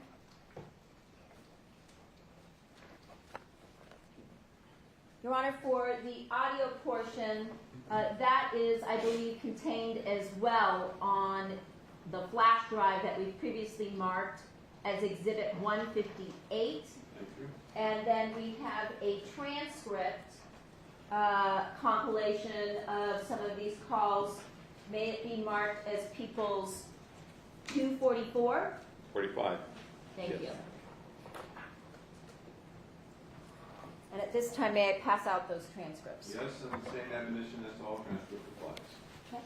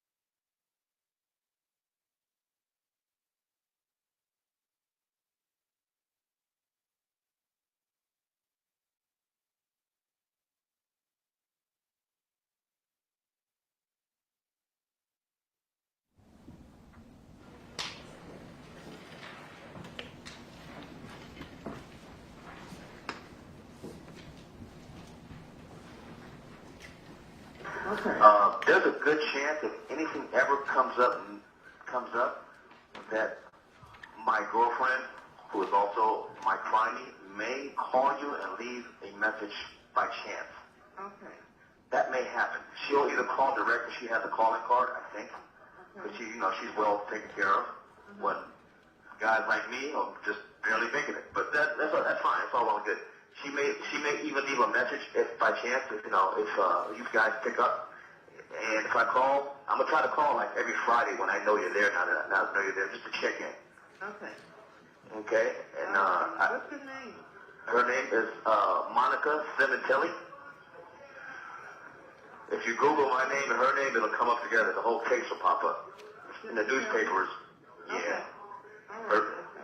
So you'll know. So it won't be a surprise name. She's my girlfriend. She's my crime. She's we don't talk about the case, but she may leave information about the family. Okay. Yeah. All right. All right. Sheila, I love you guys. Thank you. I will try to call back soon. Okay. Okay. Thank you. Okay. Bye-bye.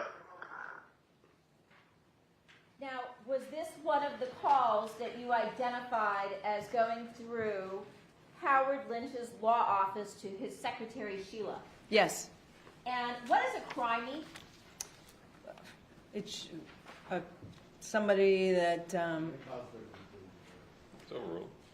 somebody typically that you commit a crime with. And a lot of times in cases, defendants will refer to people they're arrested with in a case, they're in a case together as their crimey.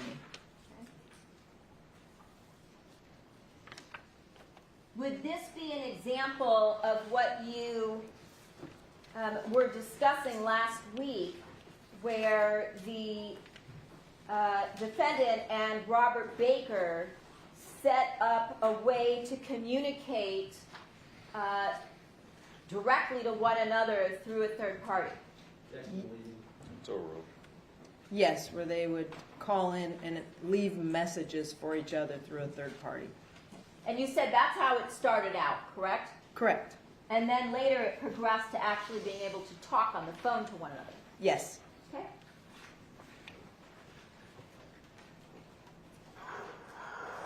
Hello? Yeah. Yes, hi. Can I speak to Howard? Hold on 1 minute. Hello. Hi, Howard. Hi, Amanda. How are you? I'm okay. How are you? Good. I'm just checking in and making sure everything's okay. What do you mean? Did he check in with you already? Who? Our friend at Wayside.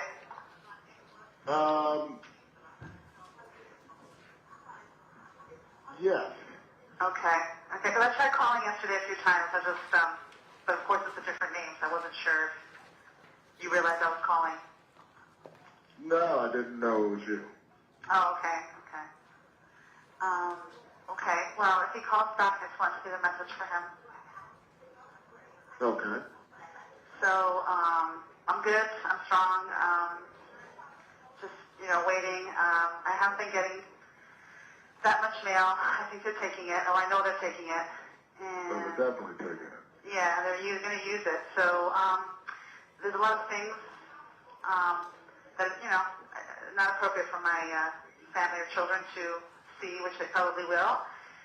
And I already sent him a letter, so if you could just tell him to stop with the whole... This call is being recorded. Just tell him to hold on to the chapters. The And, chapters? yeah, he knows what I'm talking about. Say, hold on to the chapters because I can't have my kids seeing those. And he's going to get some letters from my friends here, some pen pals, so he can write back, like personal letters to those addresses, but no more chapters for now. He should understand what I'm talking about. Okay. Okay. No problem. How's he doing? Good. He's, in light of everything, he's doing okay. Yeah. I sent him some bugs, put money on his bugs. He's doing okay. Oh, good. Okay. Okay, that's good to hear. So just tell him that I'm still going on 10 p.m. every night. Just tell him that. You're still going at 10 p.m.? 10 p.m. every night. He knows what that means. Okay. And I love him. And I will, I guess I'll call back in a few days. Okay. Sounds good. Okay? Okay, I'll relay the message. Okay, thank you. I'll talk to you You're soon. welcome. Bye-bye. Bye. Do you recognize who the caller was? Yes, Whose voice was that? Monica Sementilli. And again, in this particular call, she asks to speak to Howard. Was this again one of the phone calls made through Howard Lynch's law office? It was. And when she referred to our friend at Wayside, what is Wayside? It's Pitchess, actually. It's a detention center, Los Angeles County Detention Center up in Castaic. The location where we talked about last week, where Baker was housed for a period of time? Correct. Okay. And in this, where she talks about not getting her mail because she knew that they were taking it, is this, again, a subject of communication between the defendant and Baker to try to get around that process? Yes.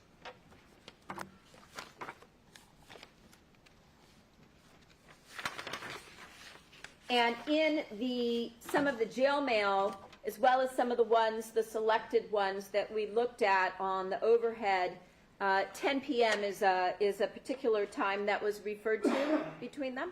Yes, 10 and then 9. It changed at some point? Yes. Okay. And so this call, is that an example of what you were describing to us last week of both the defendant and Robert Baker calling in through a third party and leaving messages directly for one another? Yes, it is. Okay.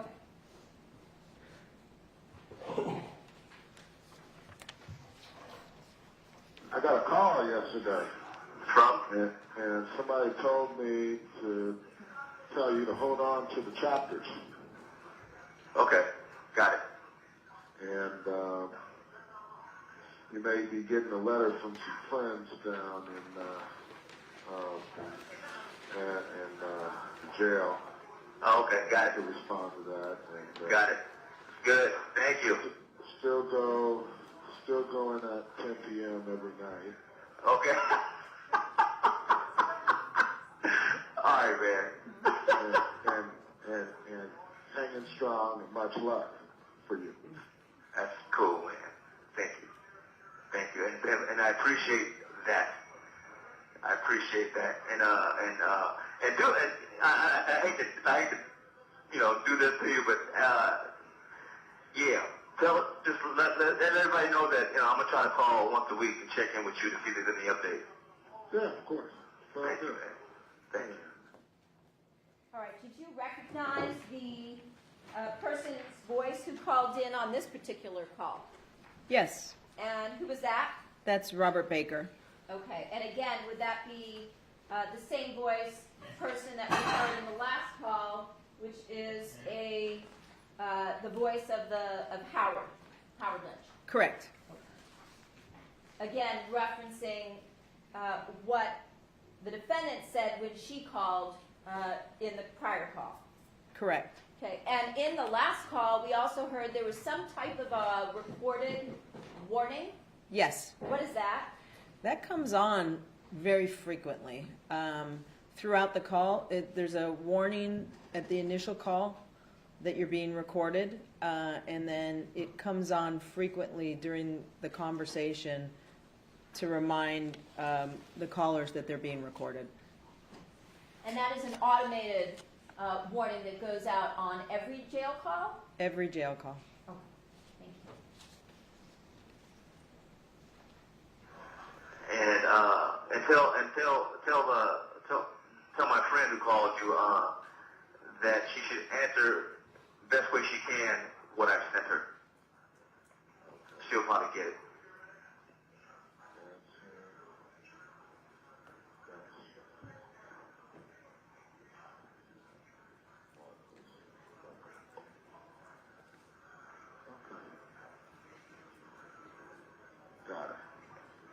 So, and maybe even let her know that, you know, what my next court date is, because maybe she has no idea.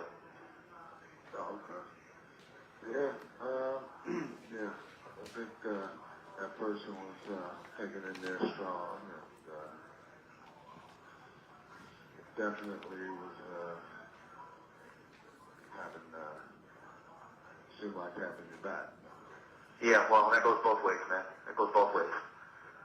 It goes both ways, no doubt. It goes both ways. Ain't nothing changed on my side. So yeah, and you know, definitely make that known. Sure. All right. And did you recognize, once again, the voice of the person who called in? Yes. And who is that? That was Robert Baker. Okay. And again, is he speaking to the same individual we've heard now in the last few calls, Howard Lynch? He is. All right.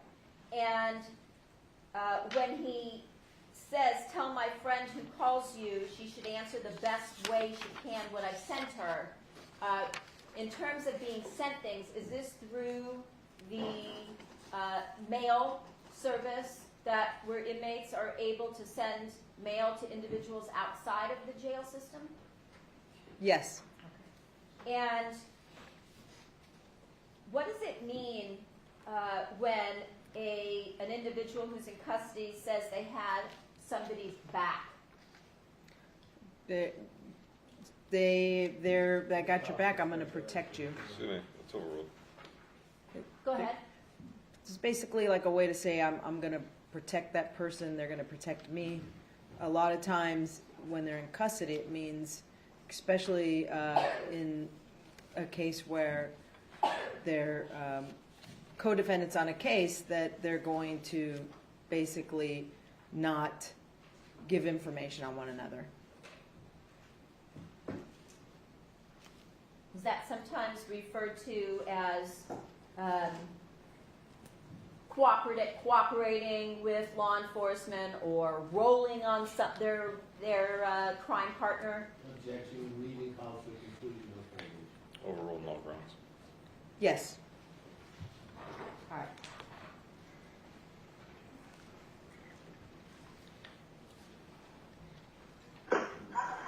Hello? Hi there. Hi. How are you? I'm okay. How are you? I'm hanging in there. Good. Yeah, I just got some return mail today. I sent so much over to him, and I don't think he's getting it, but I got a couple returned to me. Something was wrong with the module number, so I just resent them all. If he could pass on the message, because he's probably waiting for my mail, and I don't think he's getting it. Okay. I'll let them Okay, has he called in? know. Yes. Okay. And talked to him briefly yesterday. Okay. So, he's figuring out what he wants to do with his lawyers. Okay. This call is being recorded. I had to get off the phone quickly because I was with a client. Oh, I see. Okay. Okay. I think he has. There's a new one that I heard it was pretty good. Is that the case? No, he hasn't heard from anybody. He's not too happy about that. Oh, I was told my lawyer had spoken to him and said he was a pretty good guy, so I didn't know. Oh, good. Yeah. Something about them working together. I'm not completely sure. 'Cause I haven't seen mine. He's coming to speak, so. Okay. So far things are working out, as far as I know, officially. Good. So yeah. Good. I just wanted to let him know that, but it's hard because I don't think they're giving him any of his mail. You know what? When he calls in, and he'll probably call me today, I'll find out if he's gotten anything. Yeah, just tell him I resent another 3 that were returned. And I think I sent 7 altogether in the last 2.5 weeks. Okay. Yeah, because according to his mail, he doesn't think I'm sending anything. He's obviously not getting it, so. Yeah. But I heard things are working out, and the important piece of information he was asking me about, I'm told that that's being worked on, and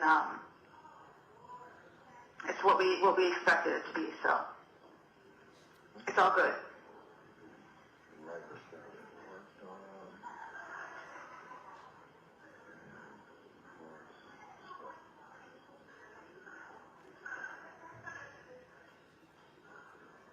Okay.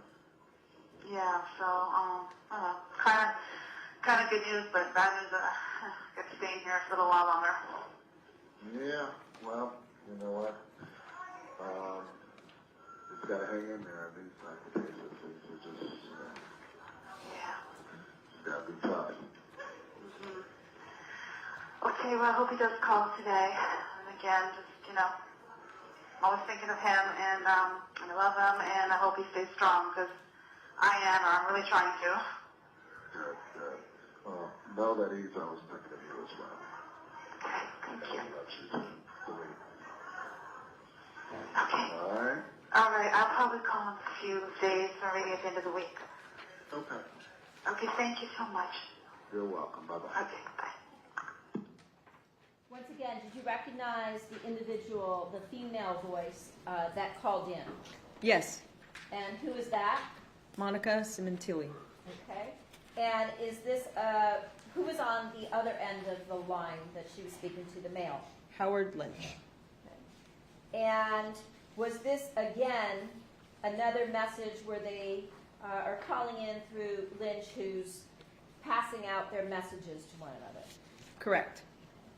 Now, after this call, were there multiple calls in the days following that followed the same pattern as we saw here? Yes.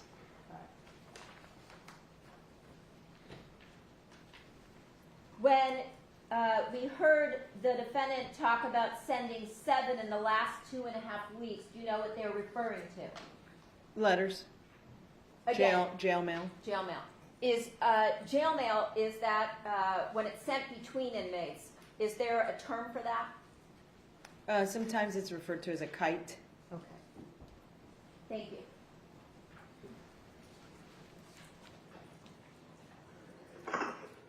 Hey, Rob. Hey, man. Sorry to barge in on the cyborg training. Well, just trying to get shit done over here, man. I know, man. They're hitting me up like on my cell phone, on my arm. I mean, she's hitting me up like. Cause you're the only connection we have, man.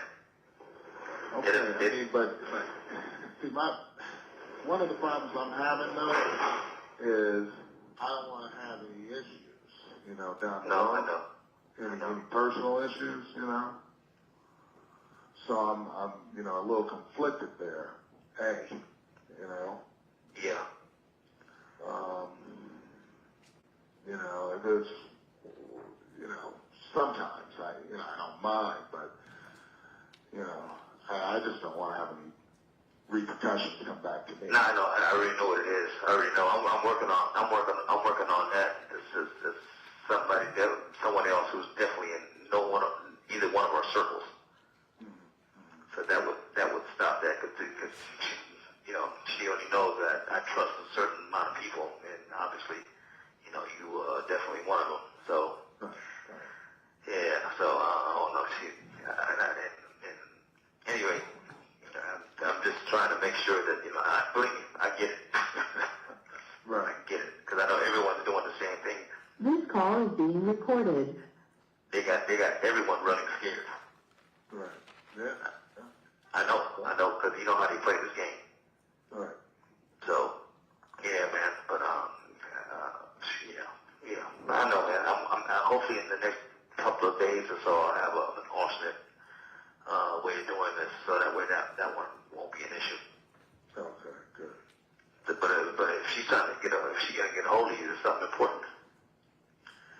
Yeah. Well, she called myself, but you know, that's when I'm in court, and I don't answer the phone when I'm in court. Yeah. Actually, I didn't even know till afterwards. She called. Did she tell you what it was? No, just saw that she called.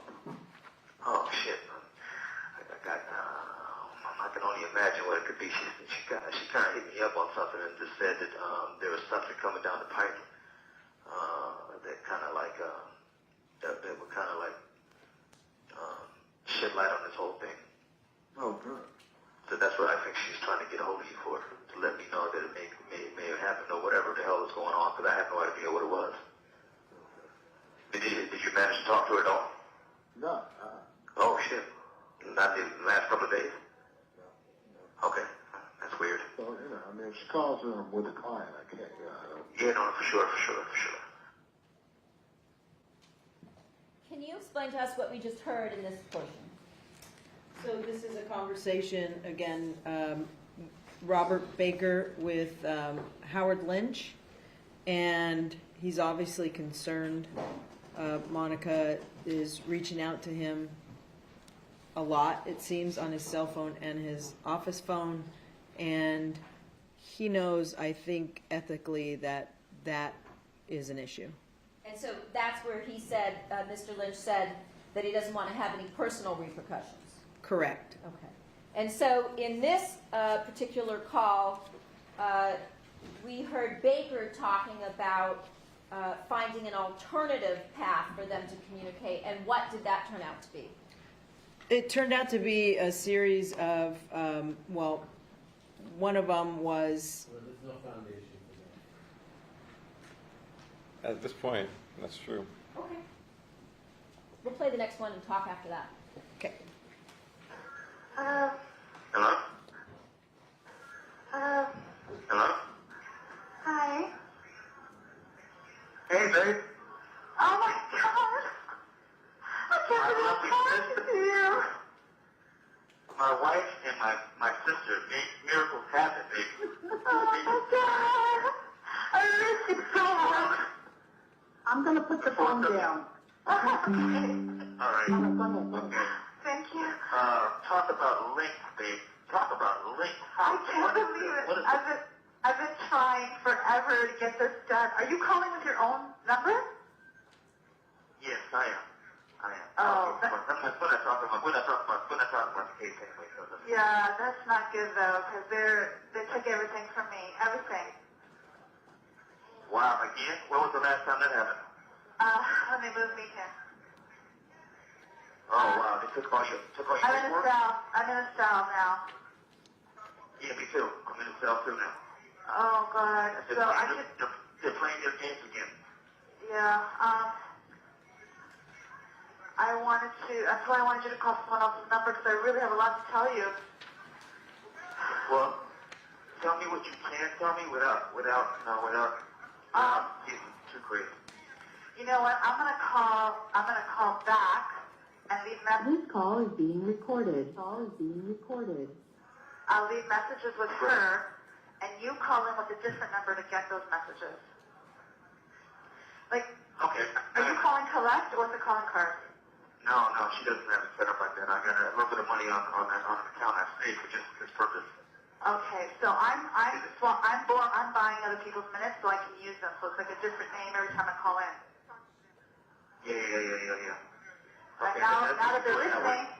listening, they know that. So that's not good either. That's fine. Yeah, so, I mean, tell me what you can tell me, but, and if you can't, there's nothing holding on for it, good or bad.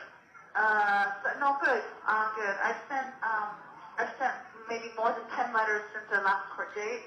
I know you haven't gotten them, because I haven't gotten yours. I got one that was Well, dated... there should be a vote. I held off on it because CC should have them. Okay, well, I'm not with her anymore. Coming in. I'm not with her I know. anymore. There's someone, and I sent the portrait to that PP. No, I got the portrait. No, there's another one coming. That was a sketch.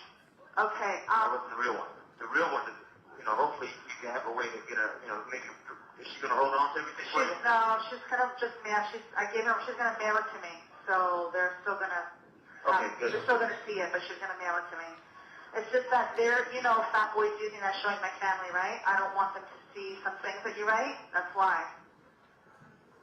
Oh, it's fat boy showing it to them.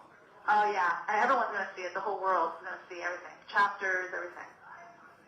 Well, that's made up shit. That's all made up. It's made up shit. Well, I know, but don't still. What to be said. Well, I know, but still. I mean, these minutes might run out soon, but I just want to tell you that now there's going to be other mail coming to your PP, the one that starts with an A, and his last name starts with I'm no longer there anymore. Okay, so you're going to have to give me a name to send stuff to, but not now. Yeah. I already took care of that.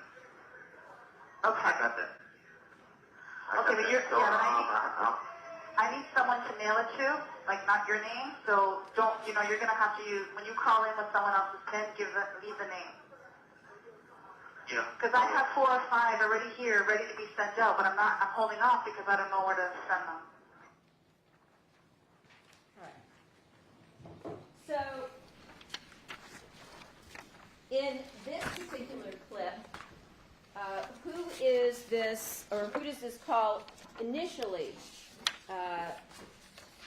appear to be between?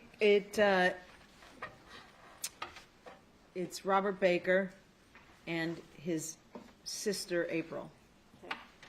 And who's the third person, the other female on the phone? Monica Sementilli. Okay.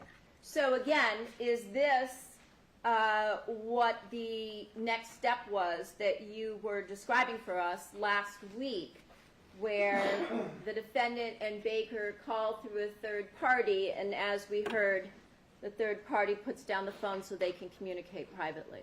Correct. And so, in doing so, we heard them talk about paperwork, that they took, he says they took all your paperwork. What are they referring to? It's oral. Letters, Kites. kites, jail mail. Okay. And then we heard the defendant say she's buying other people's minutes. What does that mean? An inmate can buy phone minutes that are attached to their unique PIN number, and when she buys minutes from another inmate, it's attached to their PIN number. And you told us last week that each inmate has their own unique PIN. Correct. Number. And so by using someone else's, another inmate's PIN number, then would that indicate who was using those minutes other than the inmate to whom the PIN belongs?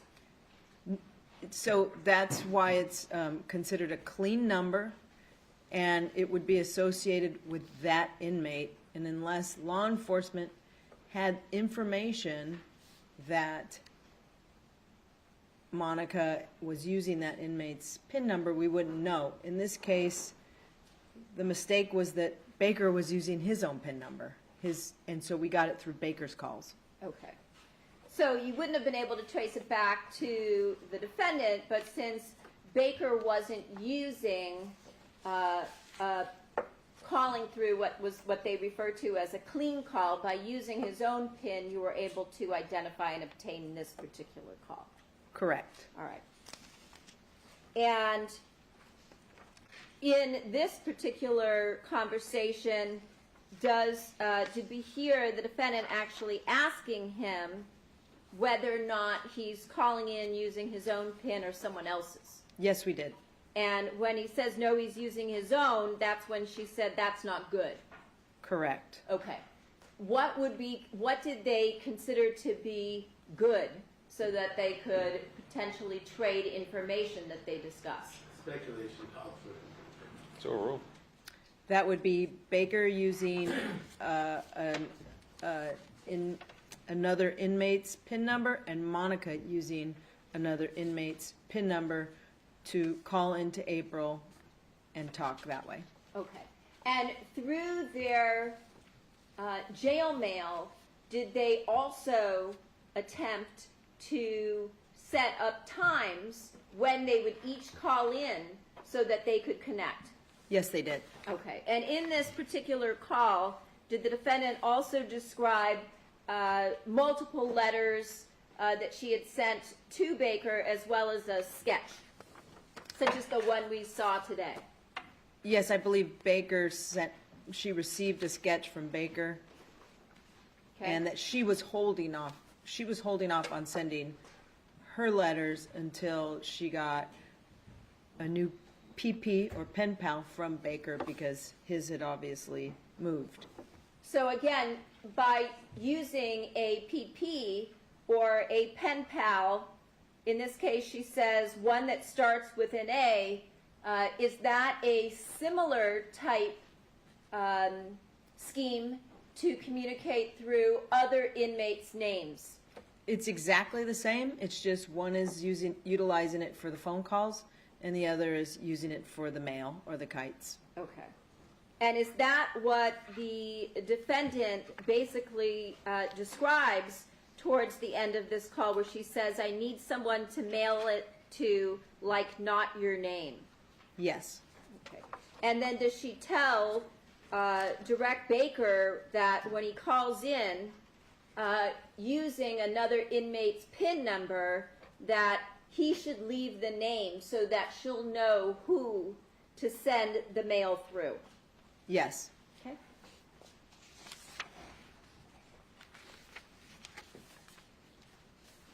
Hello. Hello? Hey, babe. Hi. Hey. Hey, baby. Hi, how are you, baby? Hey, baby.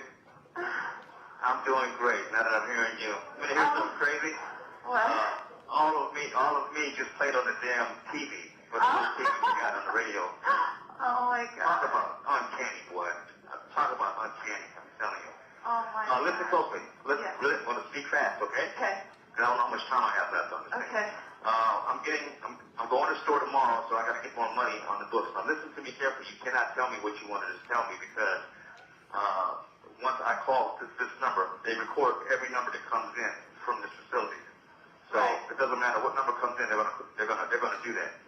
So don't worry about telling me yet, unless it's something, you know. No, don't. If it's too good, don't tell me anything. No, I know, but I'm saying Okay. if you're calling from someone else's number, it doesn't matter because. No, trust me. Any number that comes in from LA County, they're gonna record it. No, I know it'll all be recorded, but That's my number. it's other people talking. It's not us. You know what I mean? They won't. Okay, whatever. Doesn't matter. I'll So, try to get you the this- message somehow, some way. This call is being recorded. So do you know? I also told April that whenever you leave a message, he and her have a system, so that way we know that you've called. Okay. So I'm working on getting a new number, a clean number. I'm working on. I mean, I got no resources. I don't talk to nobody, so it's really hard. So, but I'm working on some fresh numbers, and when I do, I'll figure a way how to get the number to you. I have a way in my head. It's complicated. It has to do. It's complicated. I don't know if I got enough time to tell you. Okay. And we can do every coded message like this. I'm trying to see if I can get it all out because I've been thinking about it for days, trying to figure out how to do it. Don't repeat it, obviously. You know what day we met? Yeah. Okay. So, not the month, but the day comes up to one number if you put them together, correct? Okay. Okay. All right.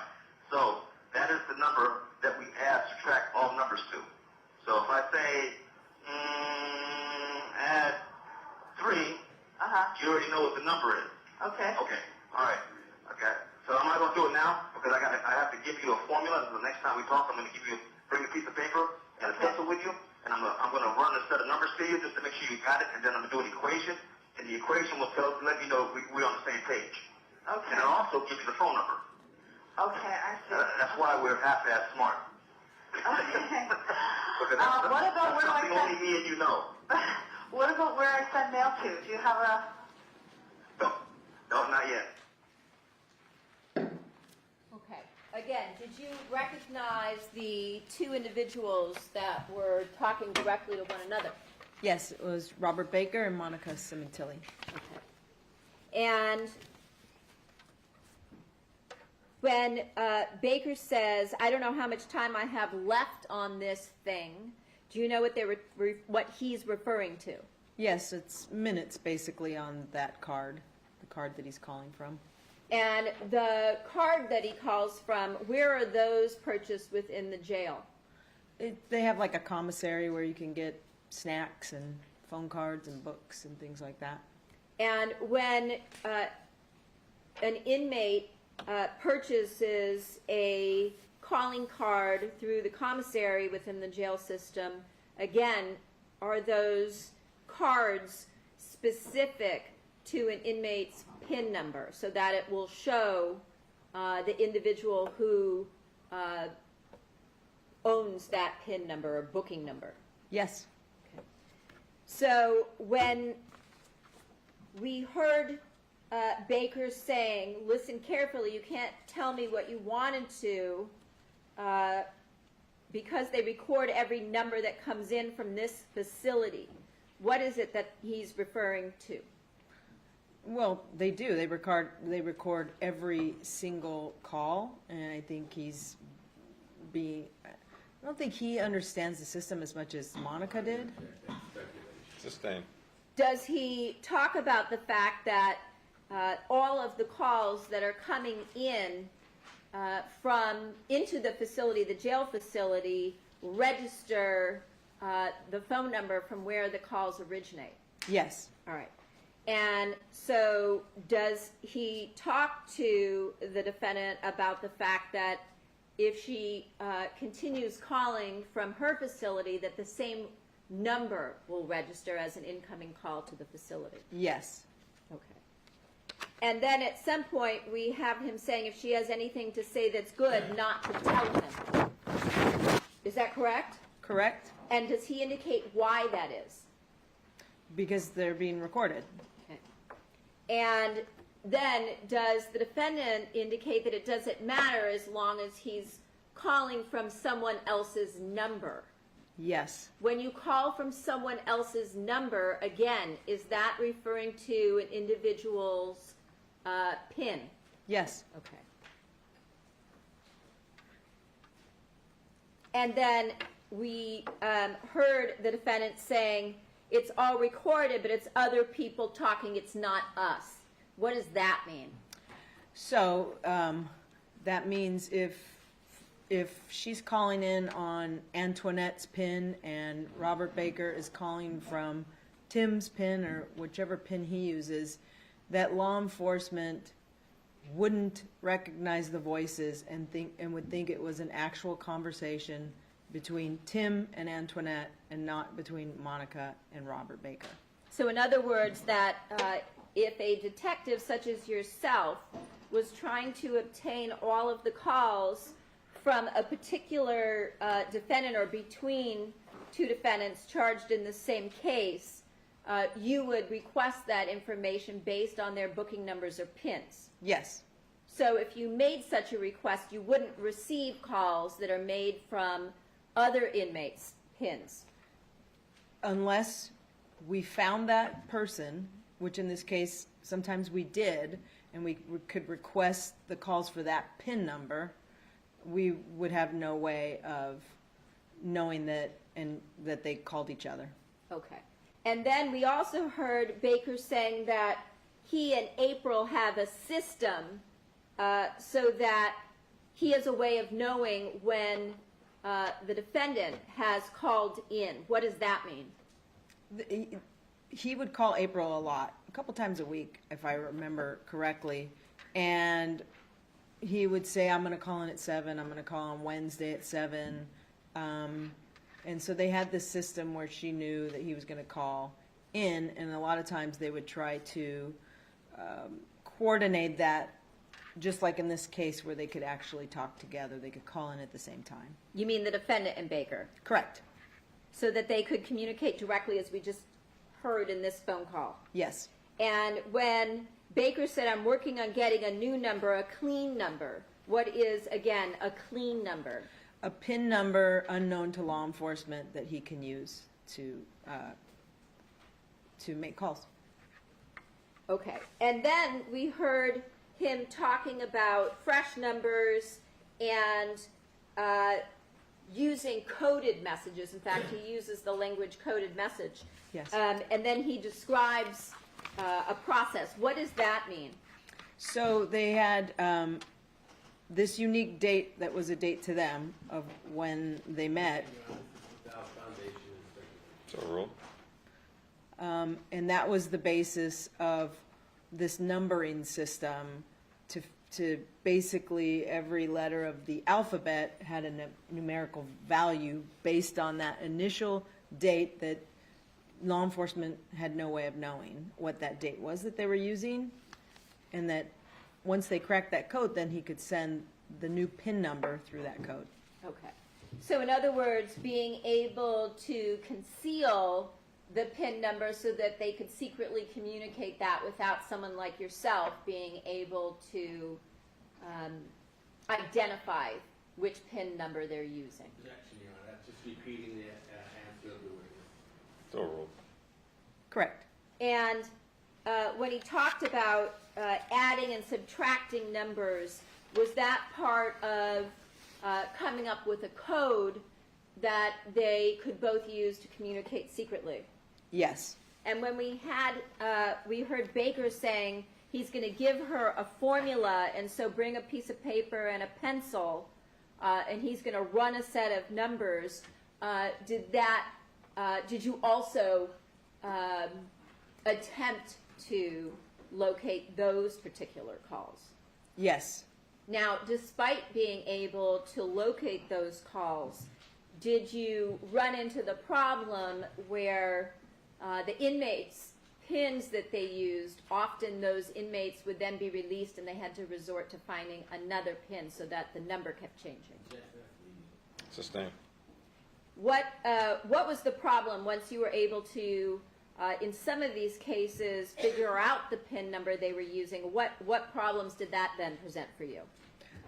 A lot of times the inmate left the facility, moved on to another facility, or were released, or I recall occasions overhearing where it was obvious that the real person attached to that PIN wasn't comfortable with the process, with participating in this process. In other words, that person would initiate the call on one end or the other, usually from the women's jail, and then choose to walk away.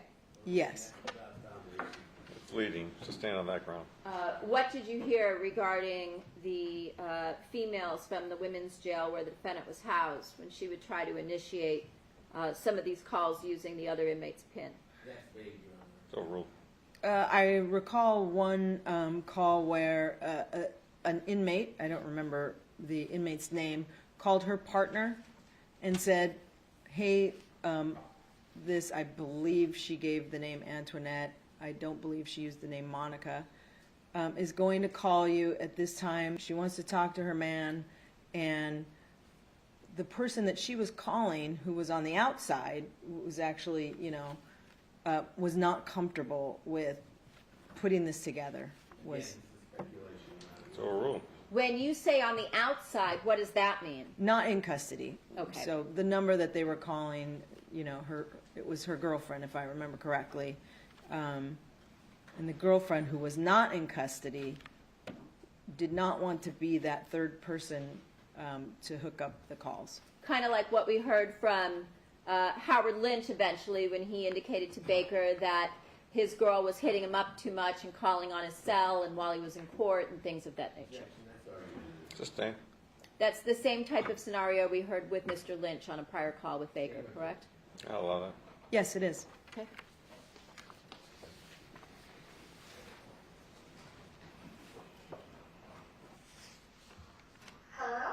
Okay, on the switch up. You there? Hi. Love of my life. Oh my God. Oh, babe. I love you so much. Oh my God. I have so much to tell you, but you're supposed to call him the way I do. I can't do it because I just got here. It's been chaos. I It's been heard chaos. you've They've been been moving moving around. me constantly, and I got some letters from a friend of mine yesterday. There was 4 of them. Okay, is this from AM?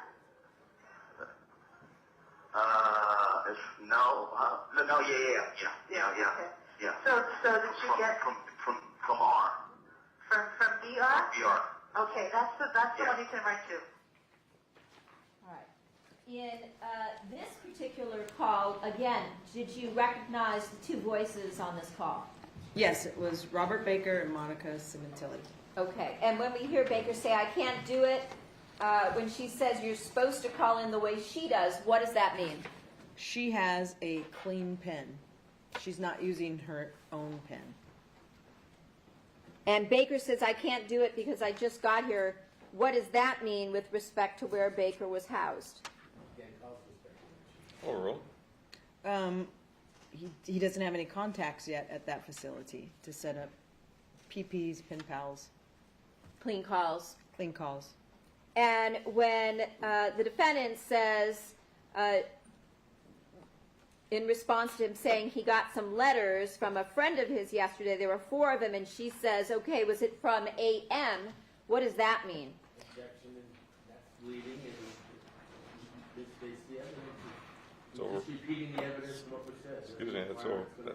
No, it's overruled. What does AM stand for? I can't remember the last name, but the first name was Antoinette. It was one of the pen pals that Monica used to write to Baker. So in other words, the system that they set up, in many cases, they were able to communicate by sending letters from particular other inmates, and they're using initials for those people here. Asked and answered. Overruled. Yes. And then we also saw that on the other side, that kites are being sent back and forth from BR. Yes. And they both appear to know the initials of a female and a male inmate that they're using to send mail through. Yes. Okay. This is probably a good place to start. All right, let's take our noon recess until 1:30. The admin supplies. You'll not discuss this case either among yourselves or with anyone else. On the form expressing opinions of the cause when I submit it to you. Have a good lunch. I'll see you at 1:30. Council, please remain.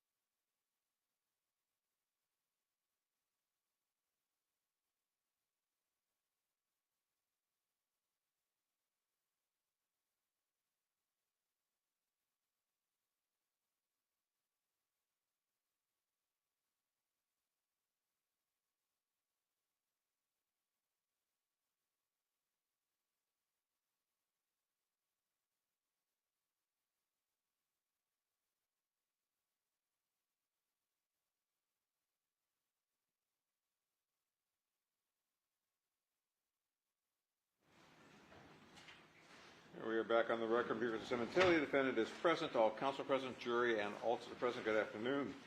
Just to remind you, this Wednesday, the day after tomorrow, we will be recessing at noon, as far as you're concerned. And I got all your employers' phone numbers. Yeah, I won't do that to you. I wouldn't do that to you. Detective Roberts is still under oath, and the appeal may continue. Thank you.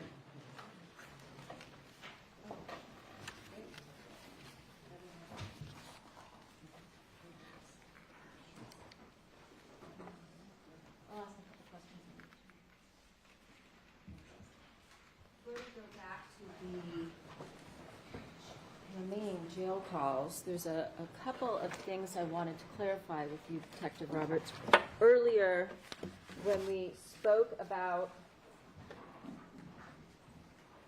money transfers, I think we only spoke about one particular day.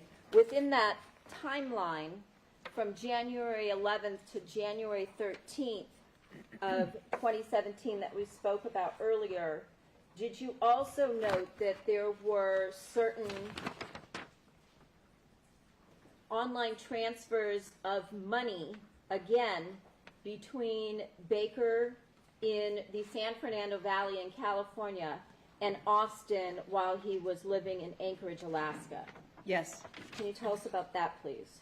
Again, the same thing where there's a deposit in the San Fernando Valley, LA area, into Baker's account, and then a withdrawal from the same account in Anchorage, Alaska. That occurred on the date of January 12th of 2017? Correct.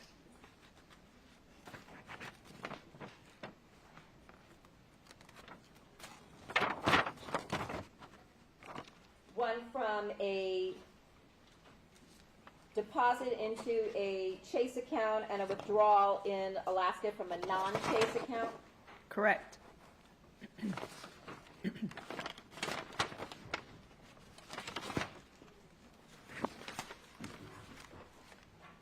I should clarify a non-Chase ATM, but the same account. Thank you.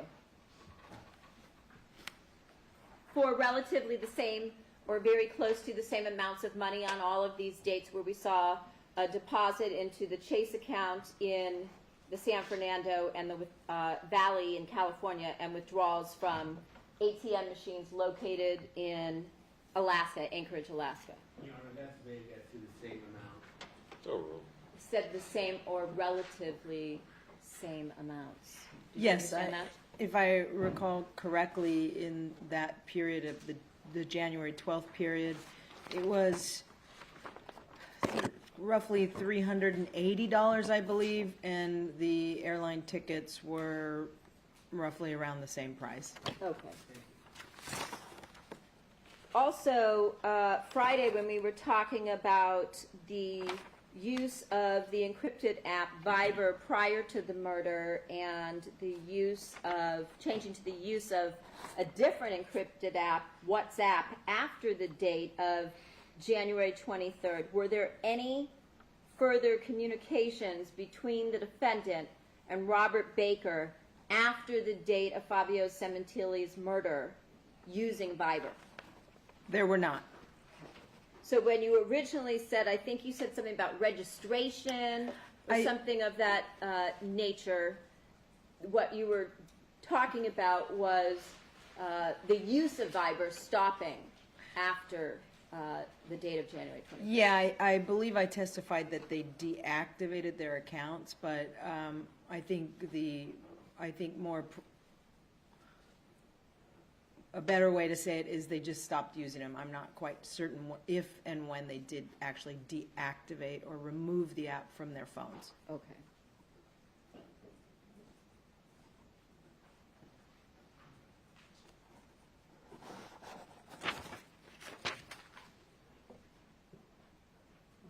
All right, Your Honor, if we could resume playing the remaining few jail calls.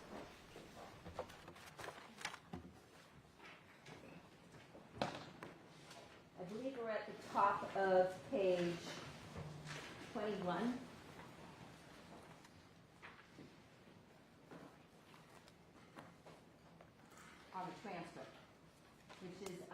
marked 245.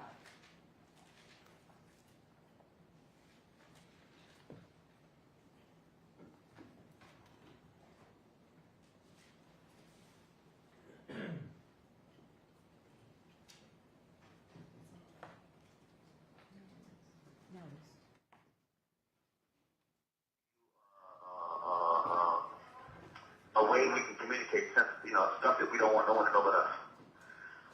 Okay, I have a way to do it. Give it to.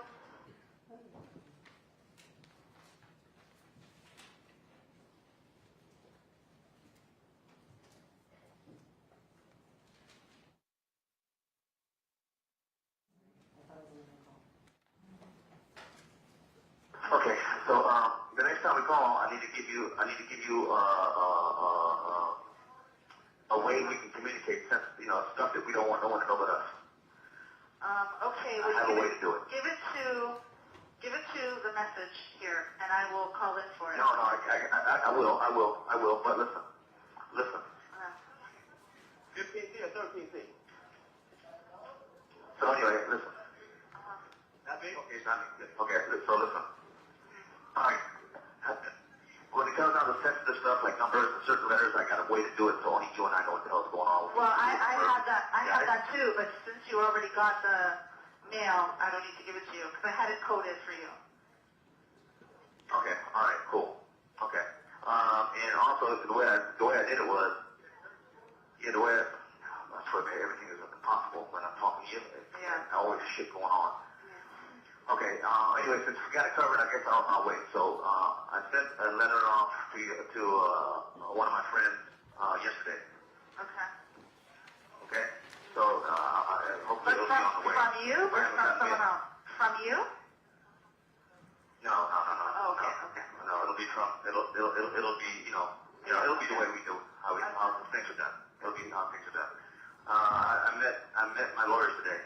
Okay. Brand new. There are two of them. Yeah, I heard. And, so there are two of them. Let me tell you this real quick, baby. I love you. And I love you. And know that I love you. And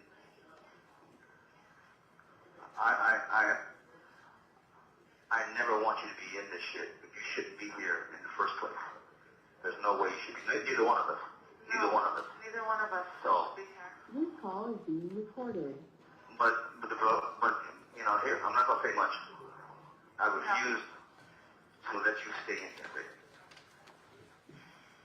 Okay. I know. I'm going to stay cool. Don't say nothing. Yeah, talk about something else. And, No, I know. but I do have some, things to share with you. All good Yeah, no, stuff. if it's good news, great. I'll just wait. Yeah, good stuff, and it's also stuff that you have told me before in the past that I refuse to believe, and it's actually true. So, yeah. So you were right again. But that's pretty good. That was a lot. Huh? You were right I'm again. right again? Mm-hmm. Yeah. Yeah, there was a lot of stuff I said. Well, I know, but There was a lot of stuff I said. yeah, it's Did just you kind of narrow it down? No, I can't. I shouldn't even be talking to you right now. That's why we need to do the thing that we need to do. So. Okay, well, here's the other part of that. We can't do a calling here. We have to do it another way. Yeah, well, And that's why the code will be very important. Yes, okay. So that's what I was saying. This call is being recorded. The code should be, like you said, our special day added together. No, let's change it because I got two dates in my head and I don't want to get it wrong. Okay. I got an easier way to do it. Okay. Okay? We both have a mutual friend who has a little dog and lives with his mother. Okay. Okay. Yeah. Now you know that in your head, right? Okay. Yeah. It has a certain amount of letters in the name. That is the magic number. First and last? No, just first. Just the first name. Okay. And that's the number you use for that. And also a way of doing it also, if we have to make letters. Okay? Okay, wait a minute. So, We can't do a three-way call with that person. no. This call is being recorded. Using the name as a number. So if I tell you, you know, if I say the number is can you give me an example? Then if the number is that base, and I say it's 4 plus 4, then you add. Okay, that's minus exactly the code I have. Oh my gosh, so funny. 2. So perfect. That's the number. So you don't have the number now, is that what you're saying? You don't have the code right now? No, Okay. Okay, so when should I call in for it? I don't know. We should set a weekly time or a specific time to make sure we can stay on steady communication. So what about every Monday? Can you call earlier? Well, no, because my days change. So one Monday I program in the morning, the next Monday I'll be programming in the afternoon. So, for example, this Monday coming will be the morning. Will be 11-something, 11:15. Okay, so 11 to 11:15 Monday. Yeah. Will be the next time. Let's try to communicate, and I'll try to. Hopefully, it's really hard for me because I don't have anybody on the outside, so it's really hard for me to do that. Right. But I'm working on it. Okay. I'm working on it. So, and also for letters. Yeah. Also for letters, use the same thing, the same system. And if I say, first letter of the name -4 or +4 or 2 or whatever the hell it is, will be that letter. If I'm trying to spell something out, it won't be like a whole letter. It'll be like something really important. Right. Does that make sense? Yeah, because that's what I have written down here for my pen pal. I was going to do the same thing, but since you already got it, I don't need to. Oh wow! Talk about super sync. I had the letter plus the number, like plus our secret number, then a minus our secret number, Yes. and the alphabet. Okay, so this is our mutual friend, right? This is our mutual friend. Yes. Okay. Detective, do you recognize the two individuals that were talking during this particular call? Yes, again, it's Robert Baker and Monica Sementilli. Okay. And again, did it appear that they were talking about something in particular? Yes, they were talking about making a code for both numbers and for letters. Okay. Numbers to call and letters to write. Correct. Numbers, I think, more importantly, to be able to pass I'll allow this. pen numbers of pen pals, the numbers for the pen pals. Okay. Thank you.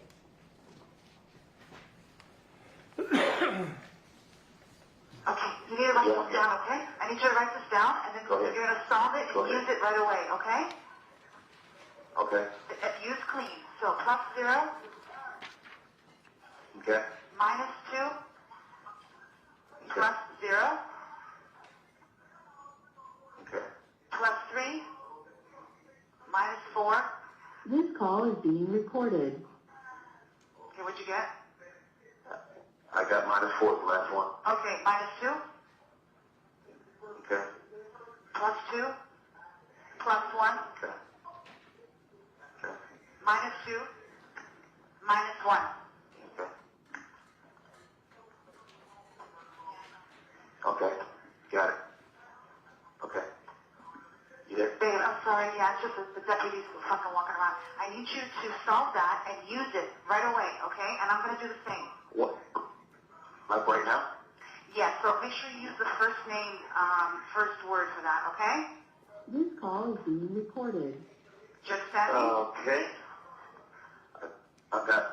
Let me go over real quick. 0, -2, 0, +3, -4, -2, +2, +1, -2, Yes, -1. yes. Okay. And you're going to use do it the right now. first name or the first word, okay? Okay. Use the total number of letters in that first name to do this. And I'm going to give you a couple minutes, and I'm going to do the same, okay? Okay. It's going to work. I'm so happy. Okay. Okay. Okay, bye, bye, bye. Bye.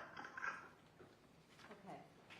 On that jail call, again, did you recognize the two individuals speaking? Yes, again, that's Robert Baker, speaking with Monica Sementilli. And she's providing him some type of a code. Yes, Call. yes, I believe it's a phone number. Okay, thank you.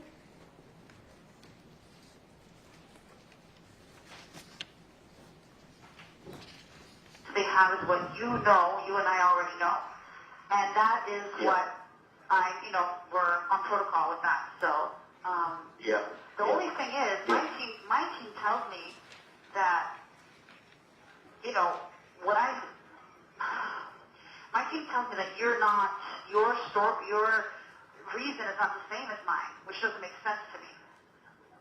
I don't get that. But I never gave anybody anything. No, the whole racquetball thing, when I cracked you in the hand, I figured I caused you the most, Yeah, I know that. but I think, because they're saying, he heard it in the door, and I said, I don't know, but I know what I did, I know what happened, so. No, I didn't. I never said anything. I never told them anything. I never told anybody anything. They're just lying No, anyways, I never- and I don't care. Yeah, I never told them anything about it. I said I got hit. That's what I said. That's the only thing I said. I said I got hit. Had nothing to I didn't even, anyway. And again, Detective, did you recognize the two individuals that we just heard speaking in that last clip? Yes, it's Monica Sementilli and Robert Baker. And in terms of this particular call, does this relate to a subject that you came across in several different phone calls? Yes. And what does this relate to? This relates to the explanation for how Robert Baker's DNA ended up in Monica Sementilli's residence. Okay.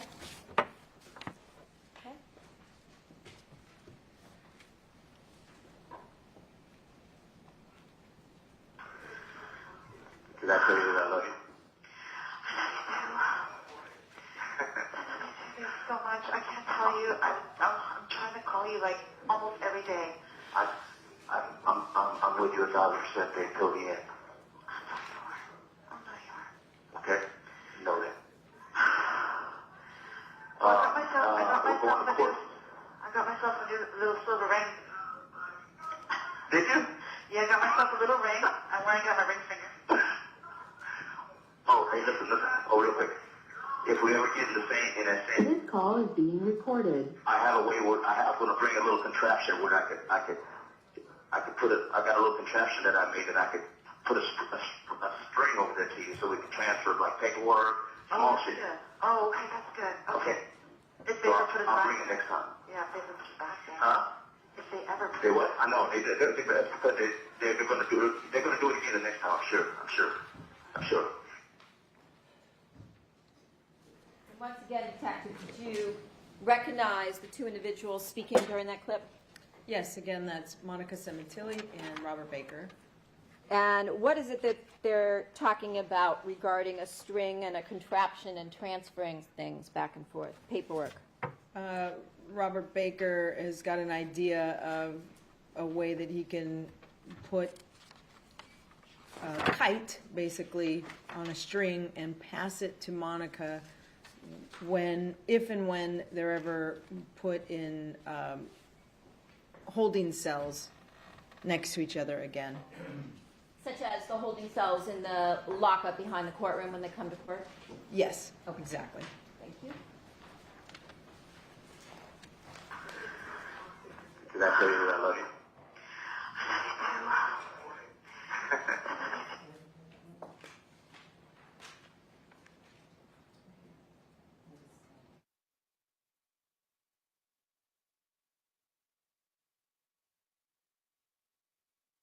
I miss you very much. I miss you too, baby. I talk about you all the time. All the time. I just miss you. Everything. I miss you. I miss kissing you. I miss touching you. I miss hugging you. I miss listening to you. I miss everything. So yeah, I miss you too, baby. Very much so. Every time I call you, every time I see you, I feel like I'm going to fuck. It's Christmas. I'm all shaved. And, Even for a phone call, my hair is done, I'm shaved, and I know you can't see me. And Detective, did you again recognize the voices? Yes, again, that's Monica Sementilli and Robert Baker. Okay.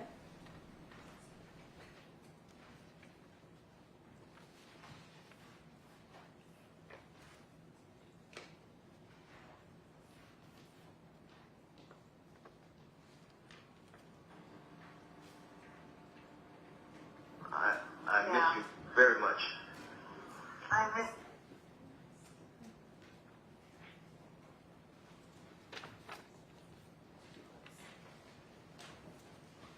Yeah.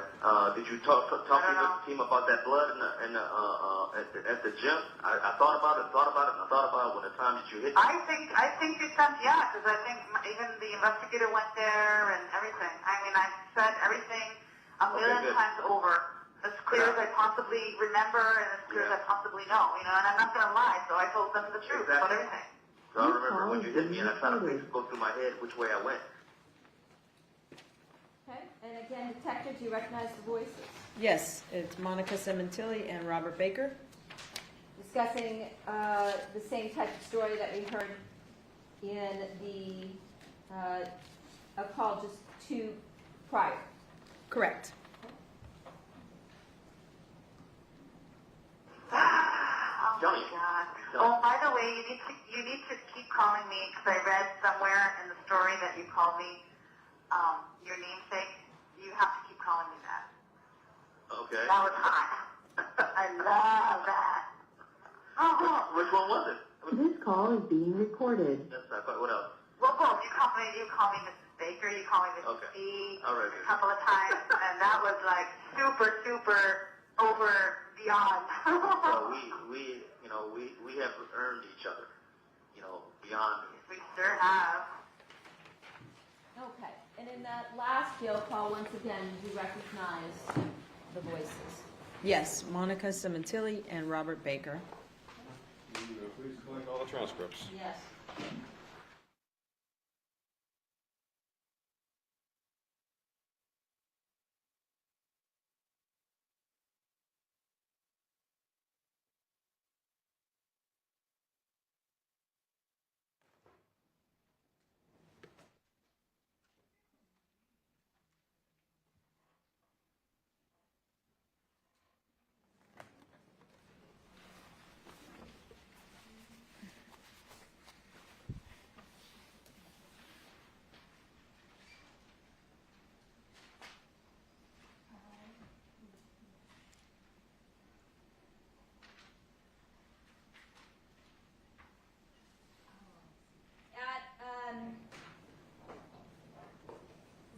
A time during when you were responsible for the investigation of this case, did you make an appointment for the defense team to review any evidence down at the Central Property Division? Yes. Did you also meet with the defense team in my offices across the street at the Hall of Justice Let me hear the question, I'll rule on it. in February of 2023 and allow them to go through your entire hard drive with respect to all reports on this case? Overruled. Yes.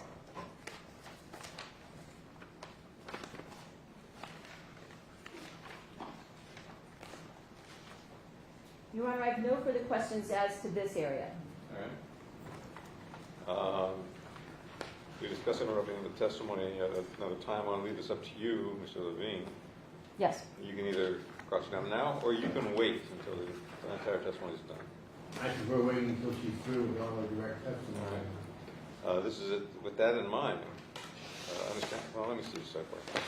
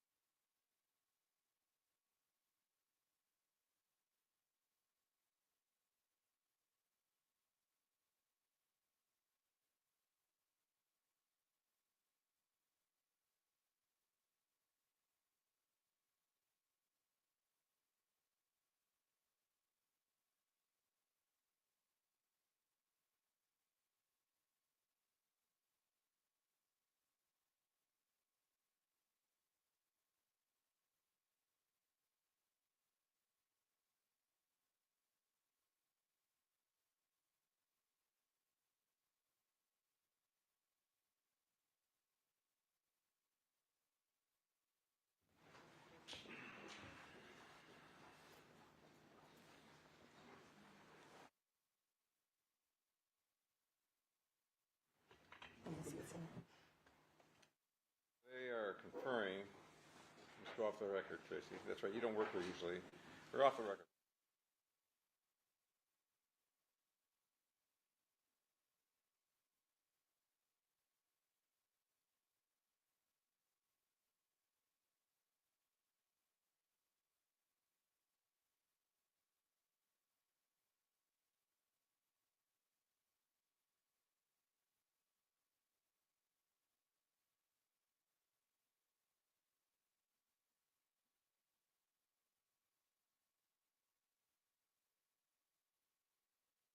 On the record, proceed. Your Honor, we have audio and transcripts relating to the first set of jail lockup recordings. These are from Van Nuys Jail. It's dated June 29th of 2017. May the audio be marked as... You can mark the ones that will be marked. No. No, 237 to 242? No, but we can put it on 158 if that works for you. Is that the same flash? Correct. And if the transcript accompanying it, Your Honor, could be marked as people's, I think it's 246. It is.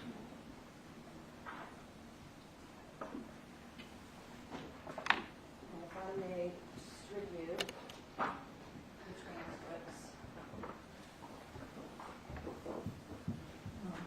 Your Honor, can we approach? All right.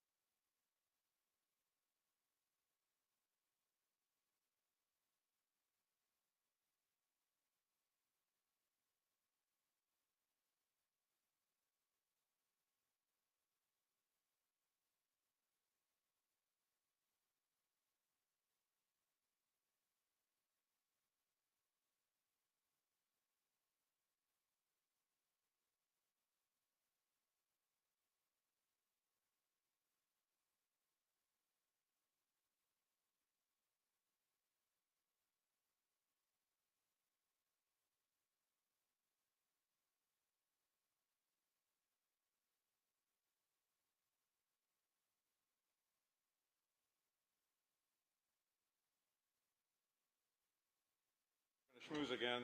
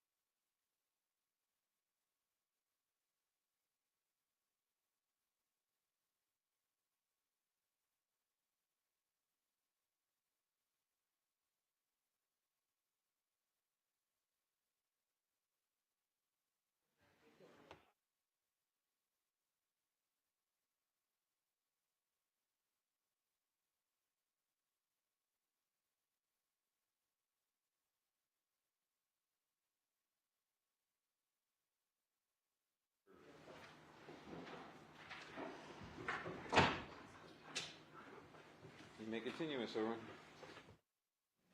Thank you, Your Honor. If I could pass out People's 246, please. Yes. And again, as always, the same admonition applies.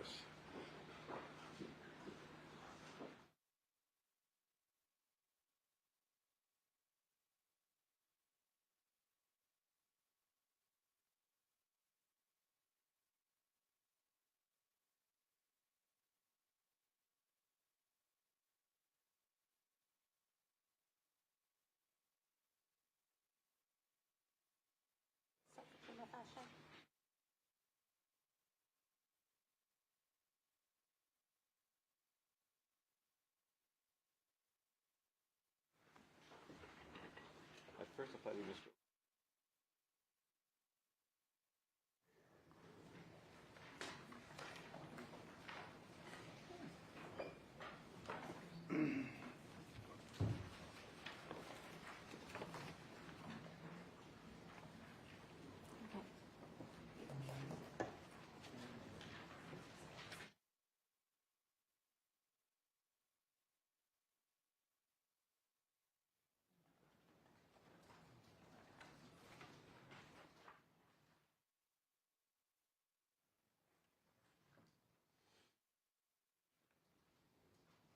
I've been told that this particular audio recording in the holding cell is approximately 1 hour and 13 minutes. And stop the recording time. Okay.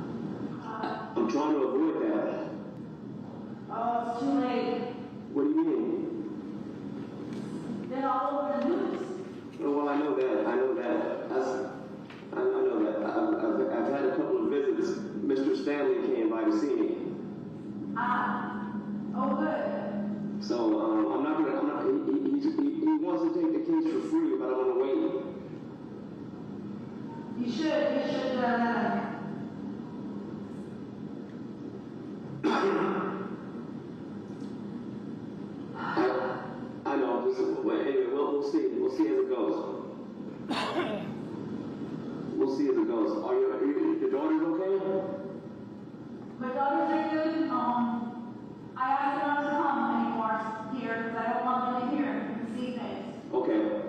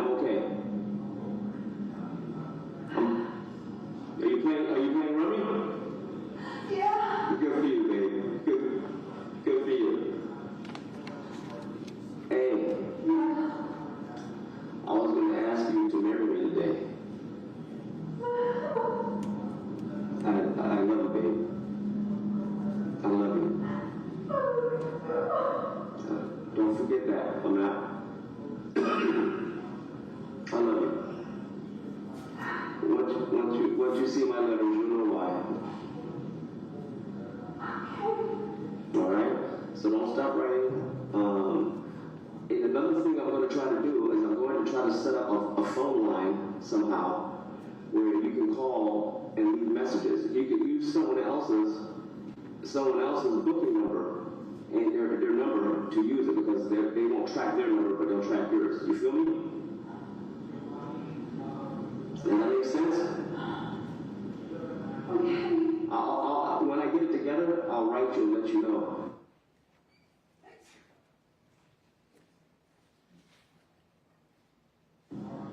So just hang strong. And every night, 9 o'clock, I always say I love you. Every night, 9 o'clock, I try my best to reach out with everything I have, just tell you I love you. And know that. But I think we should get married. So if you want to have me, and your family doesn't walk away from you, then you can pull her off.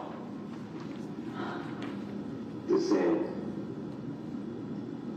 So. Have you heard anything, or you don't know anything? Well, I hear stuff. I hear stuff, but nothing that I don't know. I just, read the letter. Yeah. Read the letter.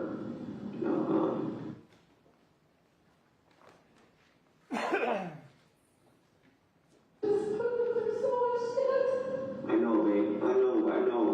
But I need you so strong. Use that brilliant mind of yours. Use that brilliant mind of yours. Keep it together. Remember, we need to find out more in everything. We need to sit and wait and find out more in everything. Yeah. Okay, so you just gotta be patient. They're listening, they're watching, and they're digging for anything they could use. Anything. Yeah. They were following me that day. I knew they were. I saw it. I saw something. I knew they were following me. I saw something weird. It's been from a long time. Yeah. You know more than I do, but because huh? They can hear us. I know.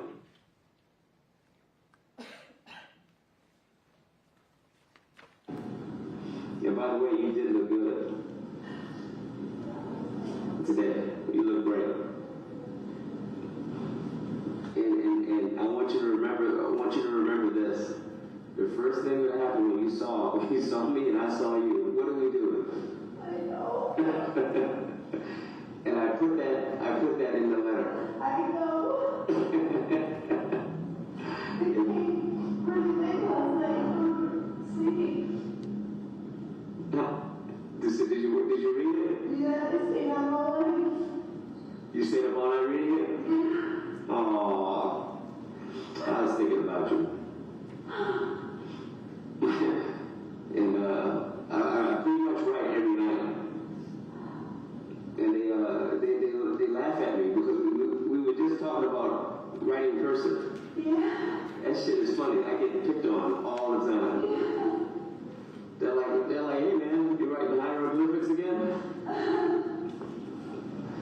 So, but you have my mailing address now, right? Yeah. All right. Okay.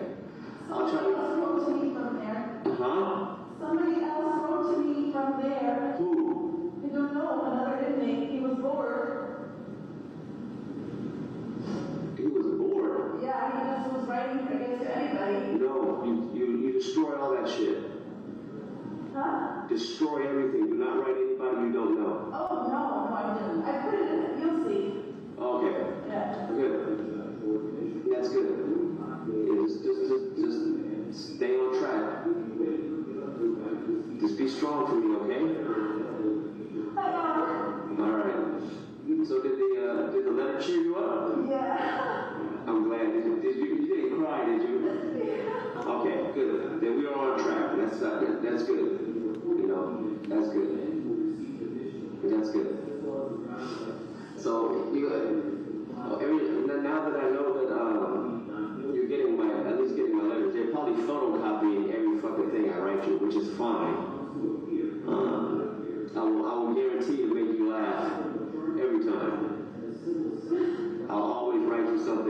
So 9 o'clock every night, you know I'm saying those magic words.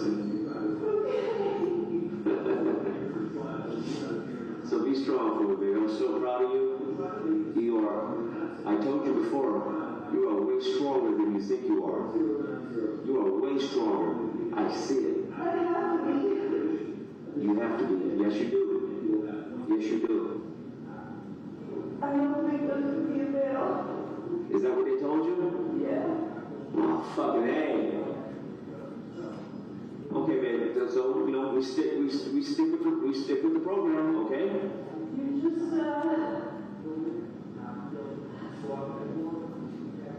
wait. Okay. Yeah. Just stick with the program. Okay? I'm not going anywhere. I'll fight this shit till I can't fucking stand it no more. But before we can fight, we just gotta get all the information. We just gotta find out what the fuck's going on. It's gonna take a minute. So read my letters. Read your books. Think about me. I was gonna do something really crazy, but I would have never made it. I had a string for you. Yeah, so like a string for a ring to let you know. So I was gonna try to swing that. I'll figure it out. I'm smart. I'll figure it out. So I love you, baby. You are my strength. Okay? You are my strength. You got it? Hang in there, baby. We're gonna figure this out. We're gonna make this work somehow or another. We're gonna figure it out. So how do you like the fruit bar cuisine? It's killing me.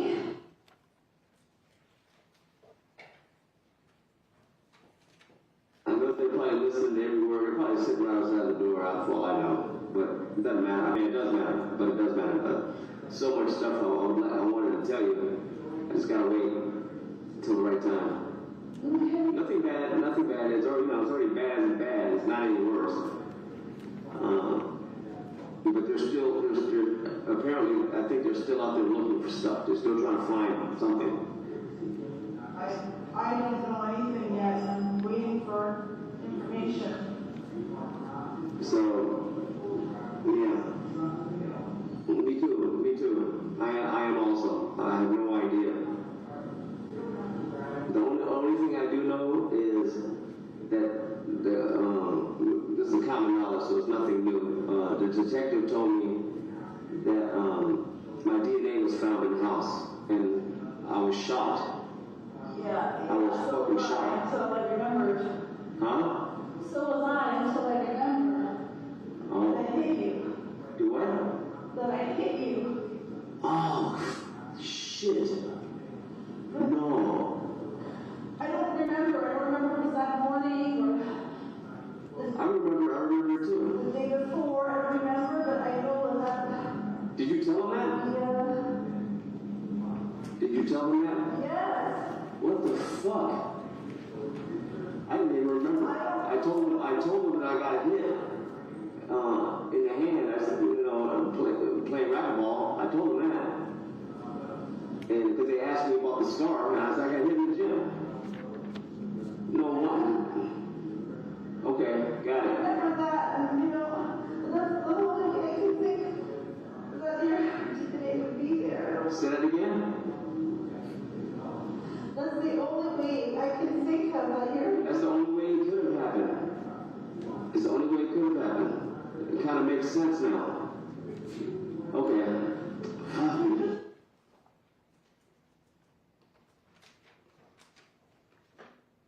I can't talk to my family or my kids about it either. We're on the phone. We don't discuss anything about the case. No, you can't. Nothing. No, you can't. You're smart. You can't. And that's going to be our rule too. Okay? Okay. It keeps us safe. Keeps keeps us safe. We both know this is chaos. This is just over the top. We both know that. So we just gotta weather the storm and back each other and you know, just do what we do. That's it. Do what we do. They were playing music on the bus today. Yeah. Do you have a safe under your door? No, wait till you see me. Yeah, I do, but don't send anything, because if you miss, just wait. Okay, just wait. Just wait. I'm sure we'll be in the same proximity. So, yeah, we'll figure it out. And if for some odd reason you can't get it to me, mail it, okay? Yeah, that's already in there. All right. So if somehow reason we can't do this, I'll mail it to you, and you mail it to me. Okay. Is this it? Only if it's good, safe. Do you go to the Twin Towers first, or are you gonna go straight back? I'll go straight to Wayside from here. I'll go straight back to Wayside. You know, they're just letting us talk so they can pick out information, because there's no reason for us to be sitting up for so long. Yeah. How long was your interview with them? With the detectives, how long was it? Short. Mine was real short. Very short. Yeah, as soon as they said my shit was there, I'm like, oh, I'm done talking. That was it. I think, you'll see, I don't know if you saw the letter, but you might have seen it. I think they put an informant in the cell with me. When we first got to Van Nuys, remember that black guy that was standing beside me? Yeah. Yeah, I think he was an informant. He was trying to get information. I'm like, dude, man, you talking to the wrong guy, because I don't know shit. I don't know shit. He's like, oh, man, this sounds crazy. Man, I said, I wish I knew, because I don't know what the fuck's going on. And that was the end of that. I don't know why it's taking so long. Because they want us to continue talking. It's just hella convenient for us to be this close together, you know? Which I don't mind. I would like to thank them for that. Because I appreciate it. But, you know, none we can talk about, because we ain't talking about nothing. But it's just funny how that shit works. But it's okay. I'll take it. I'll take what I can get for now. My attorney says they're going to photocopy every piece of mail we send out. I pretty much know. I said she might have mentioned little shit here and there. Nothing big. You know, nothing big. And that's when I said, you know, again, you know, what brings us all here? What's the real deal? And he said, well, your DNA was found. Don't say nothing. Anyway, and I said, I'm a lawyer, and that was the end of it. That was it. We're gonna get so much trouble if we're talking. No, I'm just telling you what they said. I'm not. We're not talking about anything about the case. I'm just telling you know what they said.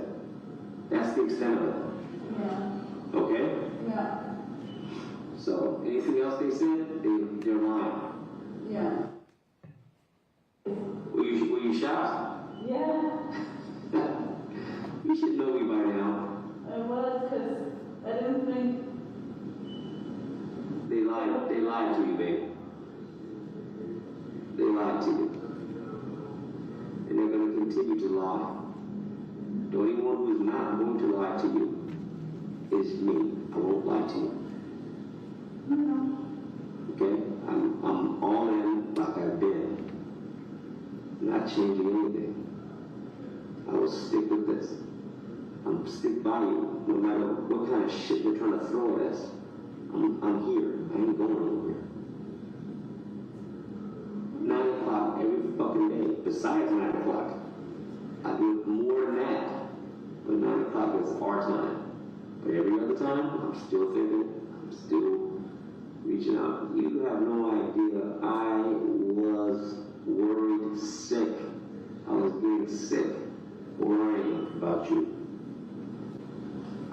couldn't stop thinking and wanting to write and just anything.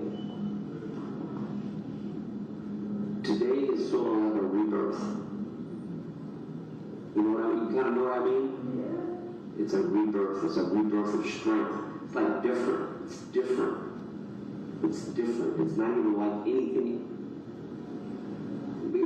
Because we're sharing something so intense, and it makes it different. It's weird. It's hard to explain. It's hard to explain. It just makes it different and stronger to be in such, what's the word, insurmountable odds, and still look, it's still there. So let that mean something, babe. Let that mean something. Still here. So when I'm sure when you got that letter, you were so relieved. It was, I didn't know anything. Now you know. And now you know what? I ain't going nowhere. And I'm not changing a thing. I'm going to be here for you, one way or another. You know? So, know that ain't shit changing. Okay? Okay. So my plan was, I was like, should I do this? Should I not? So, and there would be too much going on because there was a couple things I needed to do. But I wanted to get on my knees real quick and say, would you marry me? We were out there. I was going to do it really fast because that's how strongly I feel. I'm not a marriage type of guy, but for you, and under these circumstances, no. Anyway, now you know. So that's how much, much I love you. And you know, the love has always been there, but now after all this, it's different. It's different love, baby. It's different. It's different. Something different. It's bigger. You know. It's bigger, man. It's bigger. And now that you know, because I know you didn't hear from me in 2 weeks, because I couldn't get a hold of you, obviously. But now that you know, don't you ever falter on me, okay? Okay. All right. How did you get my booking number? So now you know. How did you get my booking number? Huh? How did you find my booking number? Because I'm smart. Oh, okay. I'm very smart, man. I'm very smart. I have my ways. I have my ways. Believe me, if there's a will, there's a way. Well, I had ways too, but I couldn't because I'm not supposed to be asking about you. Oh, fuck that. I'm asking about you. Fuck that.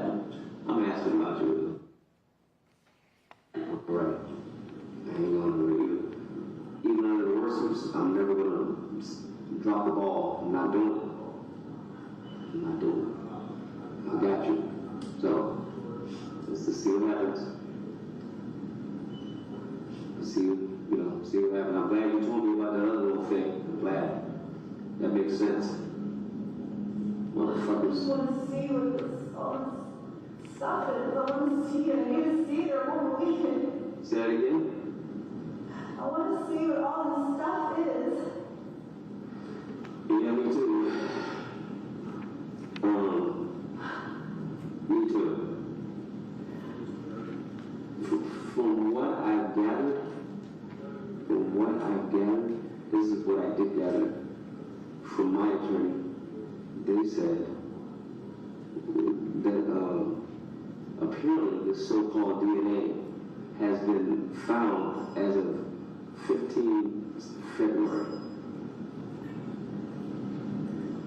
From what was read to me. Yeah. So whatever the fuck they've been doing this shit for a while, and I was shocked to hear that. Yeah.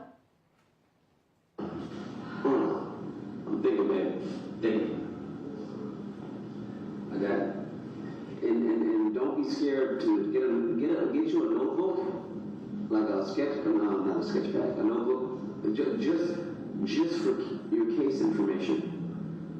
Yeah. Keep notes on stuff that's pertinent.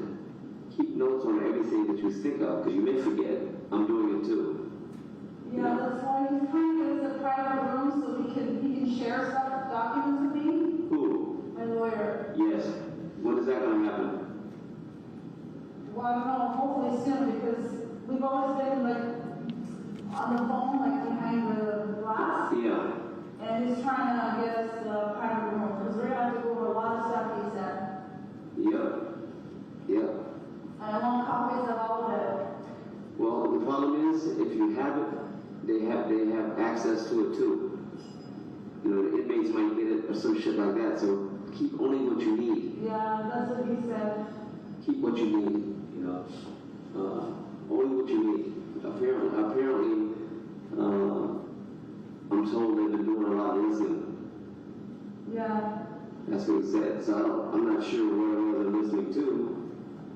I have no idea, but who cares? Right now, I don't know. I have no idea.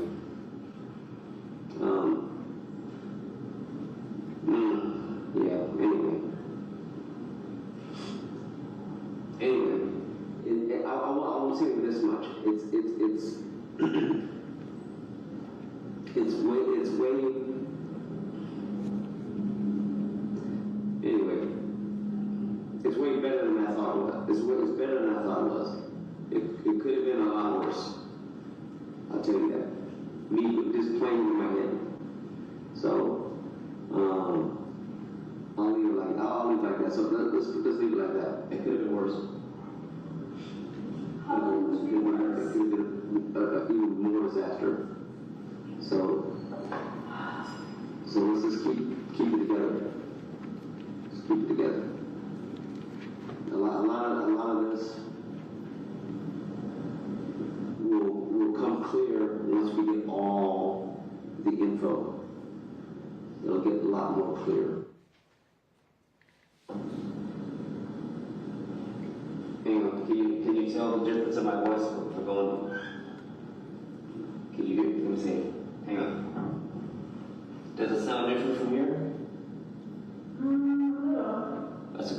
That's because I'm kneeling.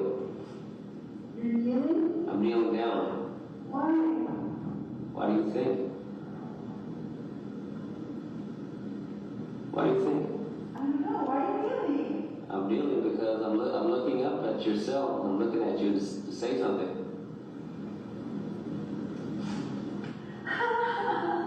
I'm kneeling right now for you. My plan was to do it out there, but it might get busy. I told you. I will be proud. Very proud. So just know that. Would you? Oh, I can hear you too. You're right there. Is that you and that little fan right there? Can you hear me? I know, I hear you like crystal clear. I was sitting down. Oh, I can hear you really good. So, is that a yes? I wish more than anything else. It would be my honor, baby. My honor. It would be my honor. And I mean that with everything I have. So if there's a way we can do this, we should do it if we can. You never know what tomorrow will bring, you know? But it would be my honor. I think I would be the luckiest man in this world. So, I love you, and it would be mine. So, know that. So I assume that's a yes, and we're just gonna make this shit work one way or another.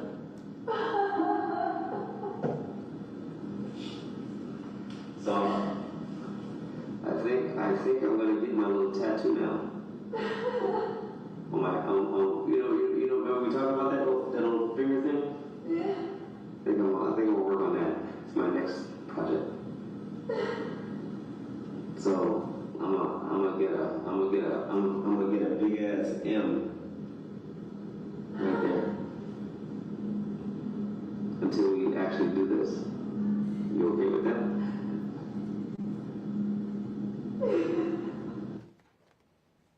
I'm laying on the floor. I can see your feet. Yeah? Yes, I can. Are you laying out? I am laying on the floor and I'm looking at your cute feet. Right here. My baby. This is another first for me. That's another first. Wow, look at those pretty nails. Look at you, babe. That's awesome. You know, I'm trying to figure out how to get this thing to you. You know? No, I wouldn't do that. I wouldn't do it. I No. wouldn't do it. It's all on camera. It's gonna be on camera. Yeah, that's true. That's true. Yeah. It's gotta be a way though. Yeah. Is all your stuff? I have this What is it? for you. What is it? The letter. Okay. I'm gonna try something. Don't do anything. Hang on. Hang on. Hang on. You'll make this work. Because if they see us passing something, they're going to take it. Yeah, let's wait. We'll just wait just to be sure. Okay, let me just look that. Okay. So yeah. Put some toilet paper on you so your face doesn't touch the ground. You hear me? Put some toilet paper down. Alright, I just get to see you a little while. There we go.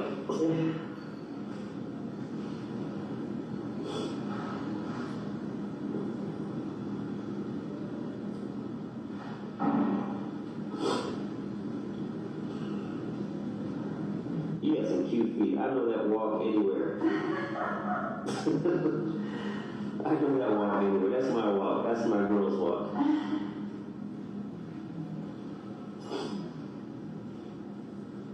See, I can live with this. There you go. Oh, my baby. Look at her. You know what?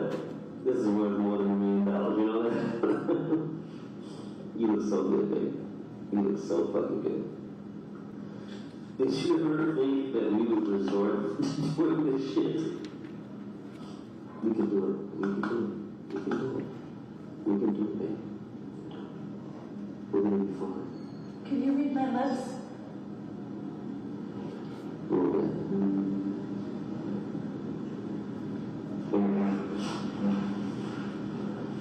We flip around. Turn the other way so I can see the other way. Do you have room here? What'd you say?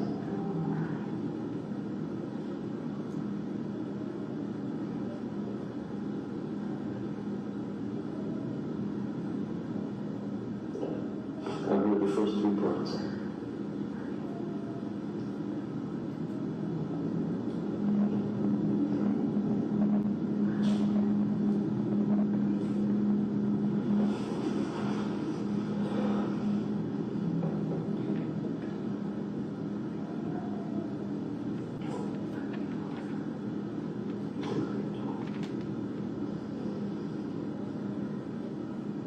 I can't get that last part.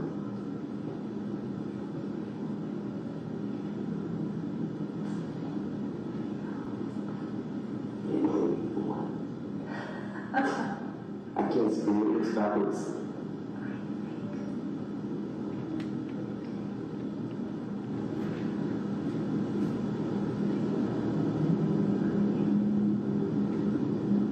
Fuck. Shit. It's okay. It's all right. It's important. It's important. Can you turn the other one? I can't because there's a wall right here. What do you mean? Let's see if I can get closer. Alright. If I whisper, would that be okay or no? Yes.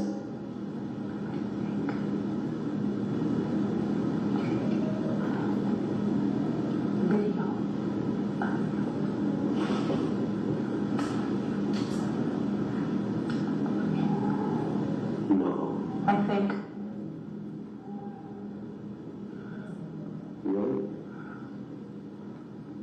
not for sure. He doesn't know. You're right? Uh-huh. Hold on, who told me something? I'm trying to remember who told me.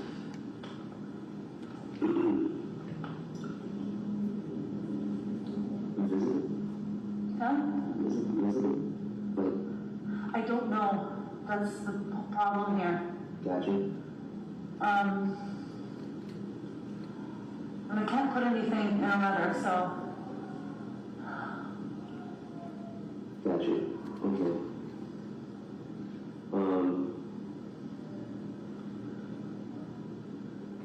Okay. That's the only thing that I. Or,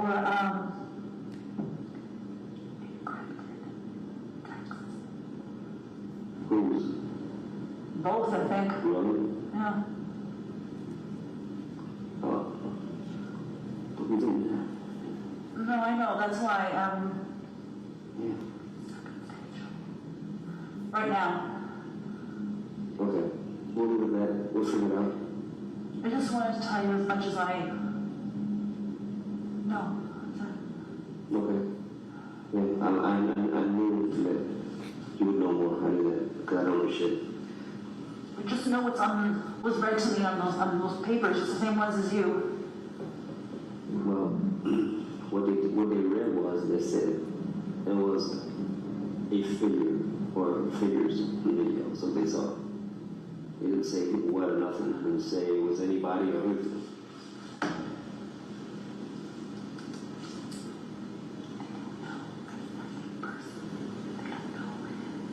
Got it. What? That's retarded. So that's how retarded this is, what I'm saying. Yeah, that's retarded. They need to find these people because, It's retarded. Yeah, okay. just because we fell in love does not make us criminals. I know. That's what they're trying to do. That's what they're trying to do. But you know, when this thing kicked off and it started happening, you know, I even said, I said, watch, they're gonna try to do something with me because I'm an easy target. I'm an easy target. Yeah. I knew it. But you are so way off. They are so way off. It's insane.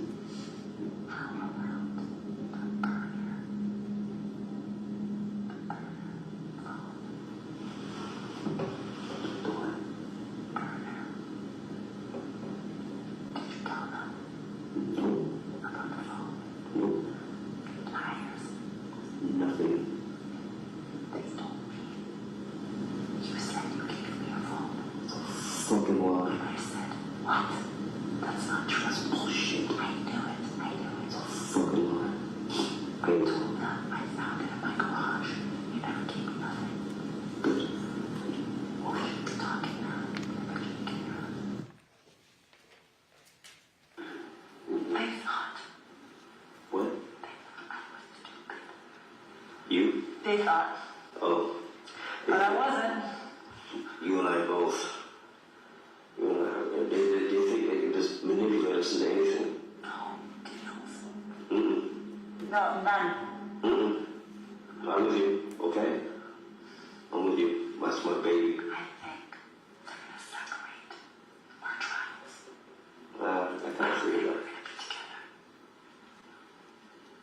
It should be like that because one has nothing to do with nothing anyway. No, but if there's more evidence,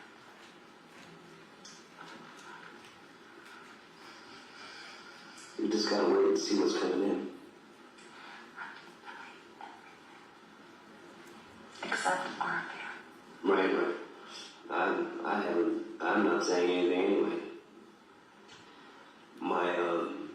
My arraignment attorney, he said to me, this motherfucker asked me, he goes, well, did you? I said, what the fuck? I looked at him, I said, how the fuck you gonna ask me some shit like Yeah, that? because they make it look so, what's the word? Oh, now I see better. They make it look, They make it look so good, like it's, oh, this is it, case closed. Yeah. It twists everything. Every fucking thing. Everything. Apparently, I can't remember what was said, but they tracked phones. Did you know that? Huh?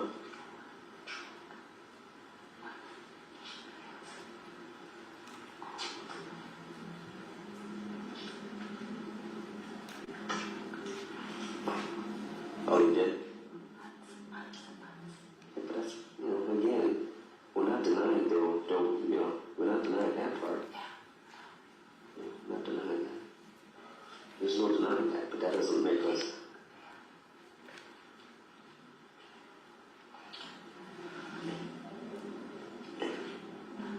Naked.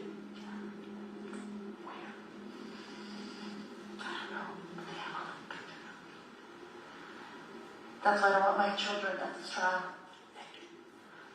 And worse.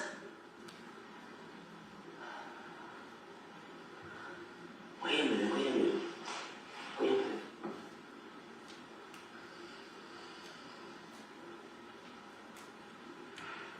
Did you see it? They told you. That means they cracked an account. Yes. Which means there's still nothing, there's nothing there. Just shows that, there's nothing else there. It just shows that we were, fucking up, but it's nothing.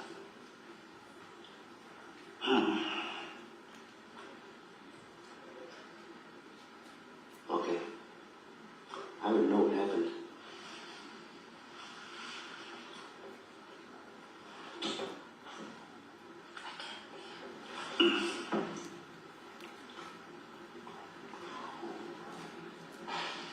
That's what they did. The one that was on you. That's what happened. I think. I don't know. We'll find out. Anything else?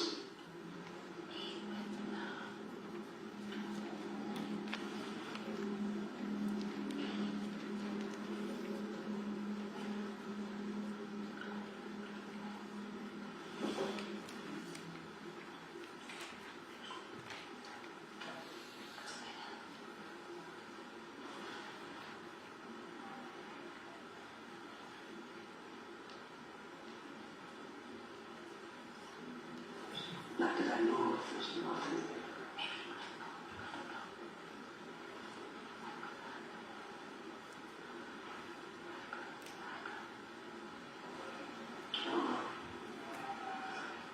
I don't know. I'm just gonna take a 2-minute break here. Okay. Because my knees.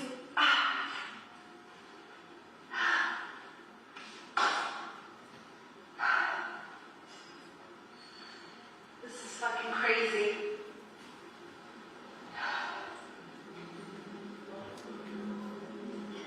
But even with that, still this, that doesn't. No, I know, but I just, it's very scandalous, so. Yeah. It is what it is.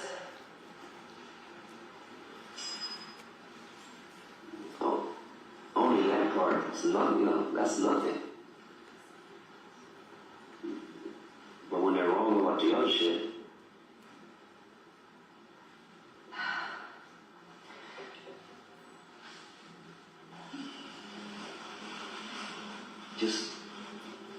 we just gotta wait to see, just gotta see everything. Just gotta wait and see everything. Not tell everything. So just hang in here, okay? Okay? I love you, babe. Love you. Okay?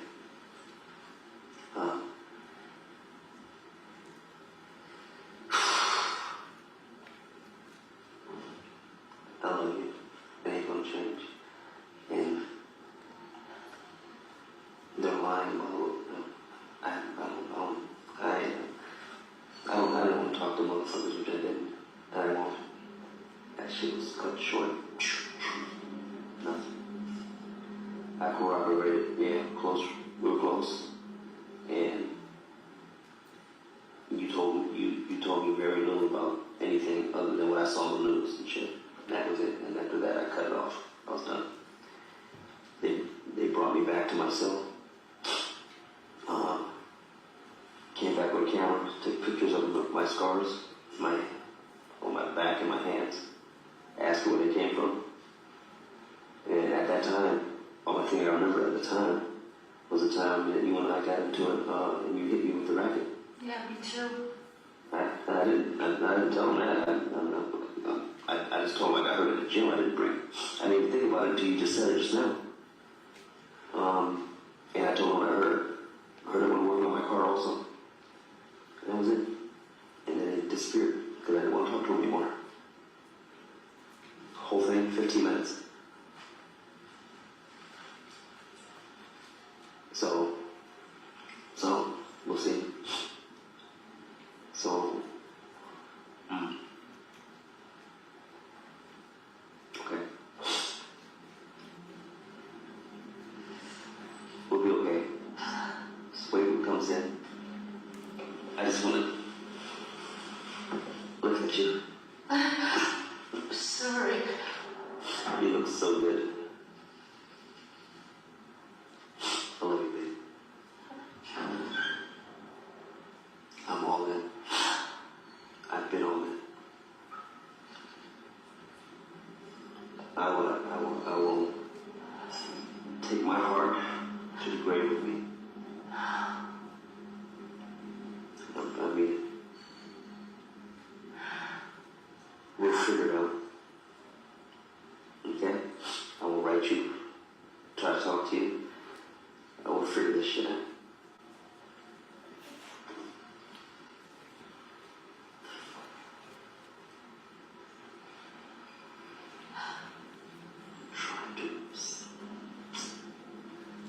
We'll find out. Just gotta be patient. Stay patient. All right, let's take our after recess for 15 minutes. The admin supplies. See you back here.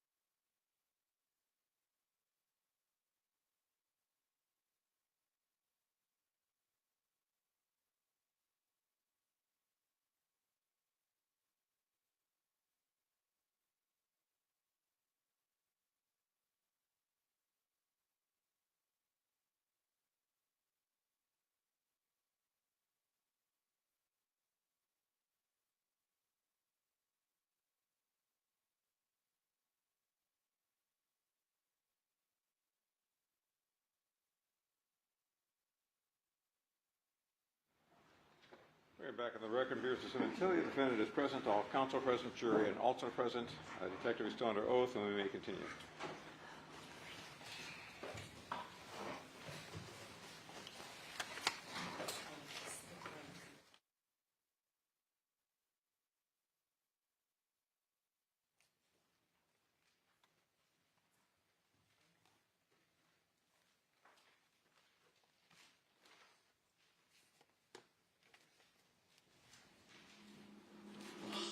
At least I get to see you. Here we are, two grown-ass people laying on the fucking floor. I am so happy that you got that shit yesterday, because it cheered you up. You don't know how I rushed that letter to try to get it to you, but I rushed it. You know, it's what I said many times. If you didn't hear from me, it didn't happen. Me too. Shit. Me too. I didn't believe him. I said, you're lying. I mean, my conversation didn't last that long. They got rid of me quick when I said, yeah. I cut it off shortly. You know, he started saying shit when I was walking down the hallway. I just ignored it. Whatever, dude. I'm like, man, I don't know, I got nothing to say. I need to find out, so I need to find out my way what's going on, because I don't believe anything you guys are talking about anyway. You know? Yeah, but they weren't being too rude to me, because they know I'm not going to fall for it, but they like you said, they tried They tried. just to get anything. They said all this bullshit, like, gave you a phone and all this stuff. I said, no, I don't believe that. I gave you what? I gave you my phone? Oh, I said that? Yeah. And I said, I thought this would work. No fucking way. Yeah, That conversation didn't go that far. I knew it. If you would have said that shit, I'd have said, man, Lord, I don't know how to talk. They never made it even to first base, I'm telling you. Because they were trying to do it. They were trying.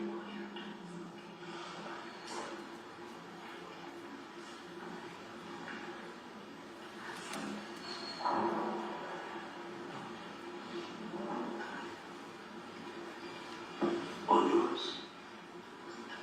Yeah. Oh.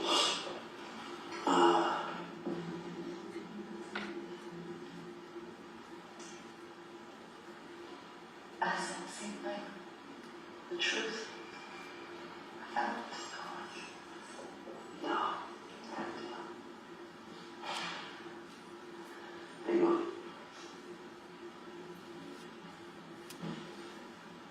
Yeah, I think it makes sense.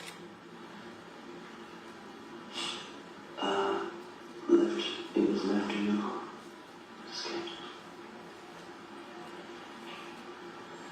And then they can ask me, so maybe you left it, I don't know.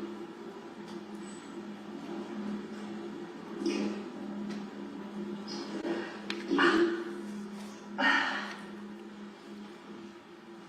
Just saying, the same. I can't say. The same. Out that we think out. In the car, in the truck, included. Yeah, when you cleaned it, because remember you cleaned it out, take it back, then you find it there. Yeah. But I remember you mentioned, you said you thought you found an extra phone, and I didn't mind it. You asked me, was it That mine? was a while ago, too, right? Yeah, because you cleaned out when you cleaned out the truck. Yeah. You asked me, was it my phone? I'm like, well, let me, score on it, get to you later. Might have been that one I was looking for. Got it. So, that's the only thing that makes sense. Yeah.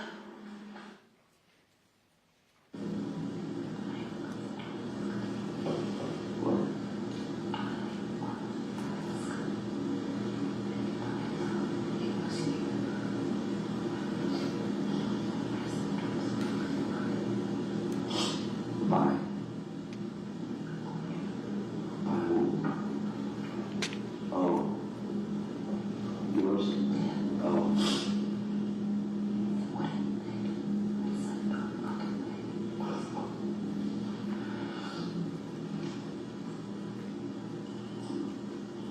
now, it's because he said, I don't care. I just want to know what you think. Yeah, because hang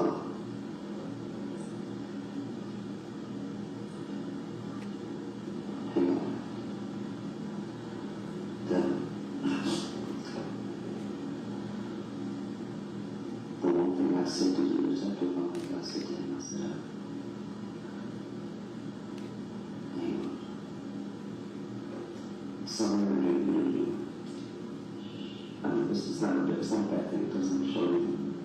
He said to me, I said, which is true. To me, they were fine. They were cool. You know, the one you know. And I said, everything was hunky-dory. And he goes, it wasn't. I'm like, well, and I said, well, I wasn't privy. I don't know. I said, to me, you feel good. So, we're trying to play games. We're trying to play games. I just wasn't having it. Wasn't having it. So, I don't care what was said and all that bullshit. I don't care what they said. That's, you got nothing to say. Yeah, I had nothing to say. So, you might want to pull your body further back so the wind doesn't kick it.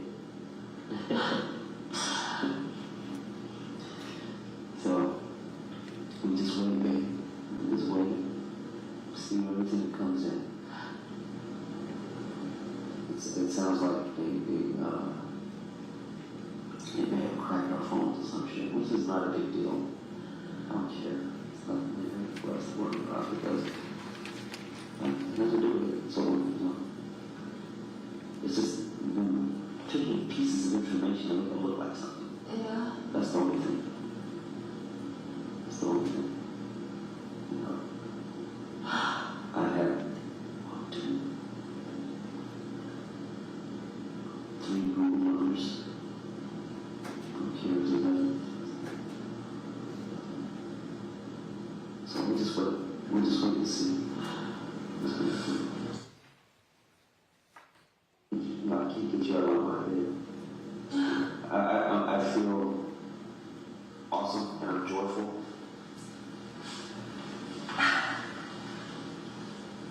And I feel joyful and relieved, so I'm okay. But I'm so happy. I'm so happy.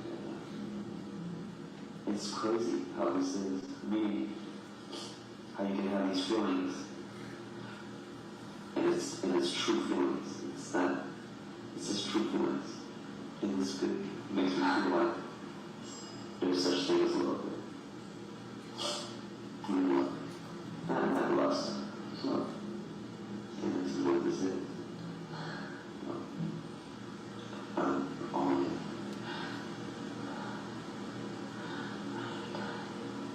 Now you know, so never. Do you hear what I said?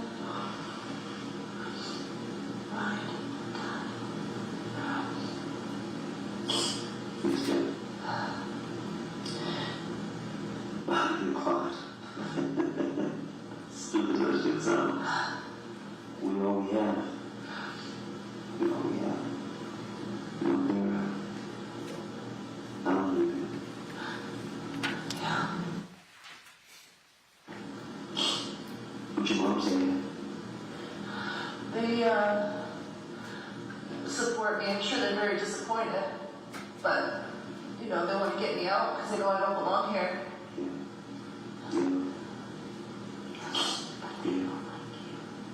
And you know it.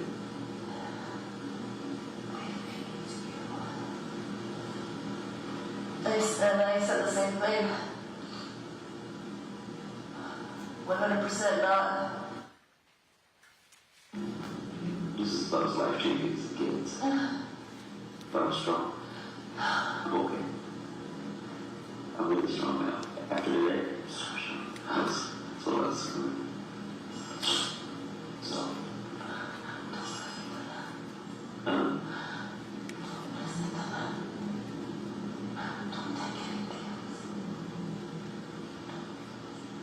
no,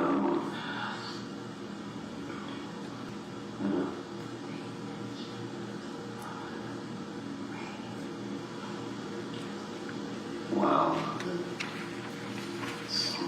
So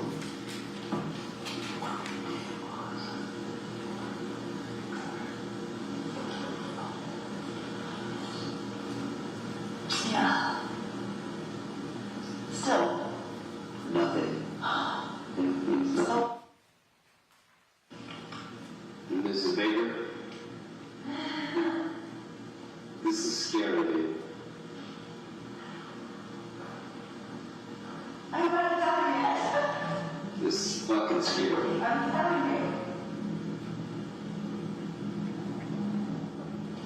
I'm not even talking about the case, I'm talking about us. I know. I'm telling you. Just before I got that, I crumpled up a little ball in my garage and sent you a message. This shit's crazy.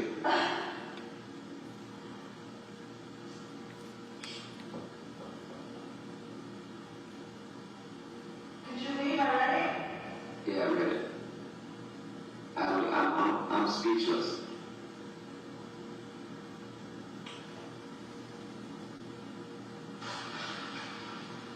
It sounds like I wrote myself.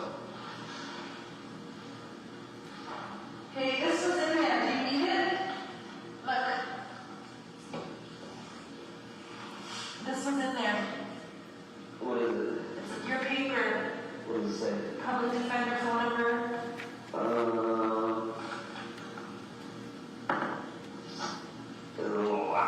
I'll read it again. Just give it to me later in the meeting. Okay, I'm gonna finish reading. Okay. If not, I'll get it on somewhere else.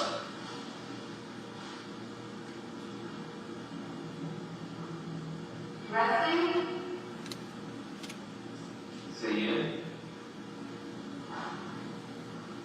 I said, are you resting? You know, stand by the door.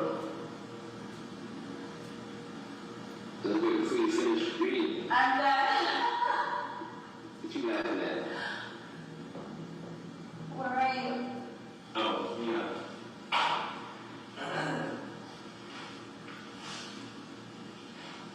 Okay. You laughing at? It's scary, isn't it? I could be sick like this, and I don't know. I almost had a heart attack. Yesterday, last night, 10:30 at night. when you got a letter. And I was already sleeping with it in my bra, with a piece of paper, which I took out now because I knew I was going to hand you something else today. That's crazy. It's just unimaginable. It's everything's. It's just meant to be. It's I'm telling you, it's insane. I'm reading the letter. It's like I'm reading my own shit. You reading your own shit. It's the same fucking thing. So, you know, it's one way or another day it's gonna be okay. You'll be okay. You'll figure it out. Maybe it's gonna be a battle. What we're gonna do. We're smart. We're very smart. Look at this. We're pulling off miracles right now. You said that in a chance that we might be able to speak and we might be able to get the letter. We're speaking, we're looking at each other, and we're just, you know, it's good. When we get work, we always do. We always do. We're gonna make it work. We just gotta find everything. Yeah, I gotta do a lot of reading tonight again. Me too, I'm gonna. You had to stash up. That was the first one I wrote because I didn't know I could.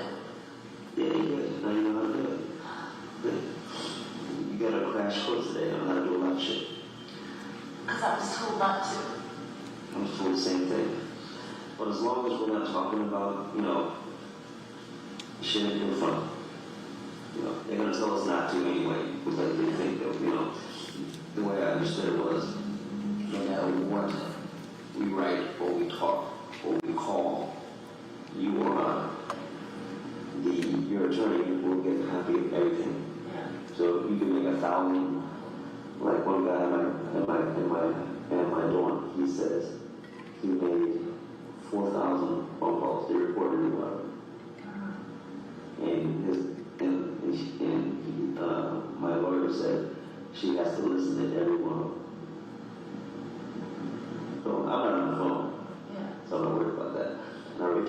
call me. Once she sees the letters, like this one they won't see because we passed directly. But everything that goes to the system, they photocopy and send it to the detectives.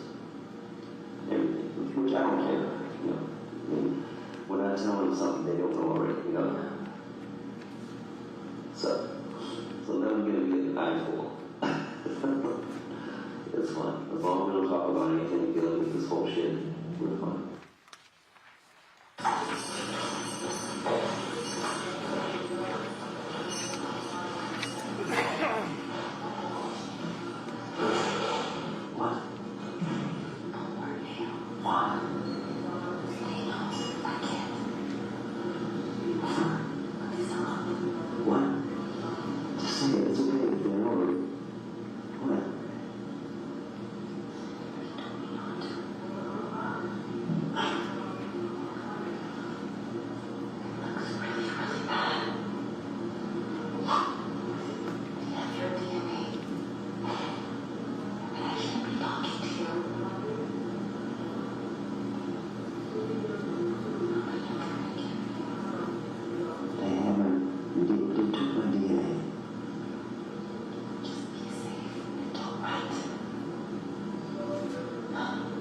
See you for years.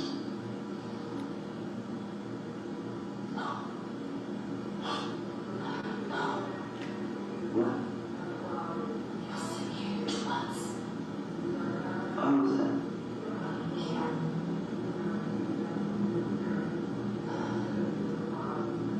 You can talk to me later if we're going to put me out here.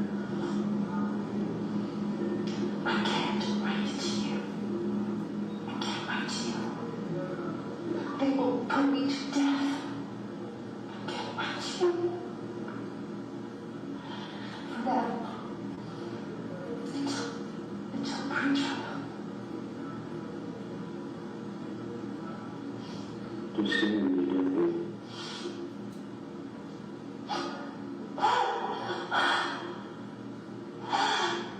Just stay with me, babe, too much.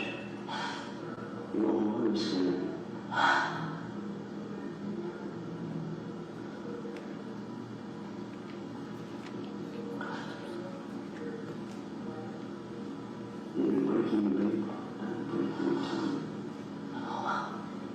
I'm strong, but I can't write.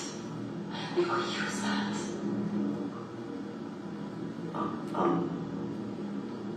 They're gonna kill me, babe.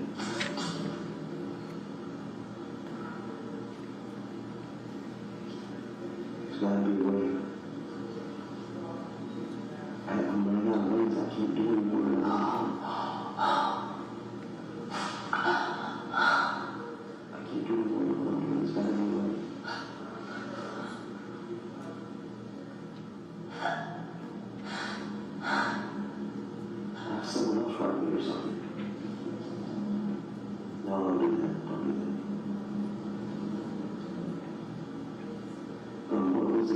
He said he couldn't hurt me. He said this place is fucked. They need everything. I know that. I can't accept anything from you. I can't touch it. I can't read it. I can't send you anything. Or the jury will condemn me.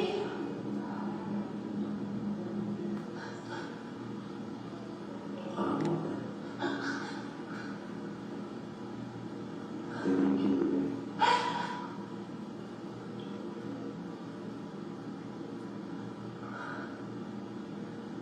Because we're not even talking about anything, just hello, how you doing? Okay. Until I know for sure. He said, until you know for sure, you have nothing to do with him.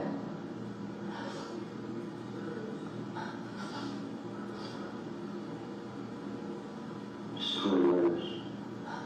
Flush it out to him. They haven't taken the voting. The one in the room? Oh, that's fine. They already got copies of that. Just... That's all I have.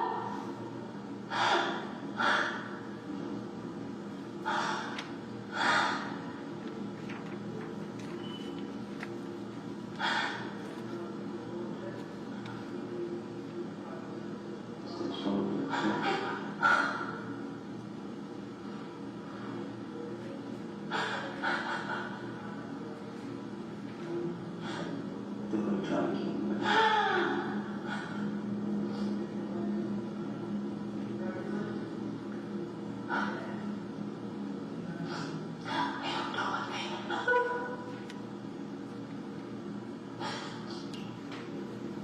Hallelujah. Stay strong. I love you, babe.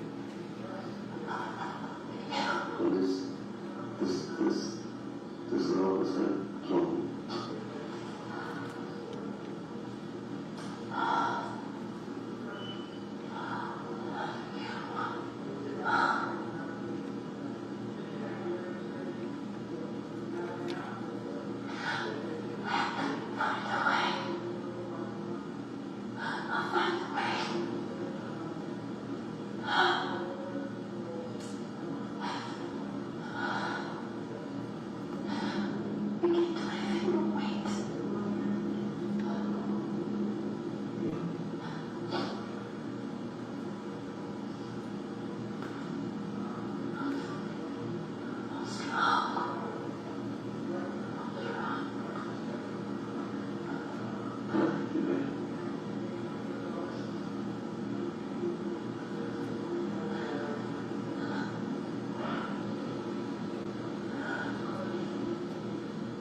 They're doing a good job of doing the students, separating them.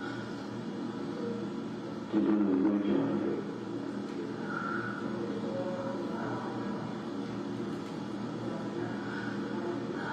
I'm still trying to figure out why he told me that. I'm trying to figure out why he told me that. I should be talking to you. You've been charged. I'm charged with what?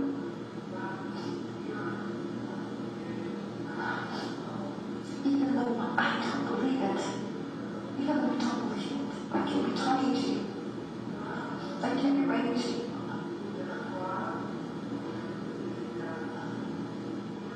I know what they're saying. They're telling me the same thing about you, right? Telling me the same thing about you.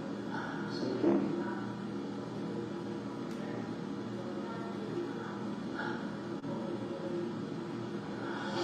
Just, man.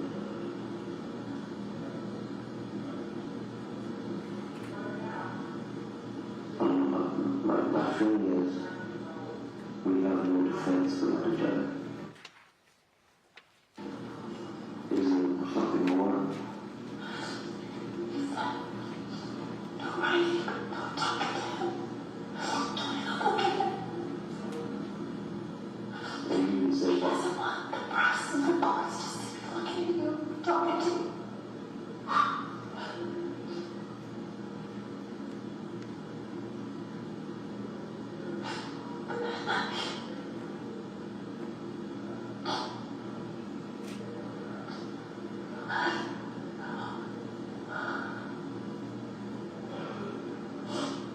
I'm gonna believe you got a chance.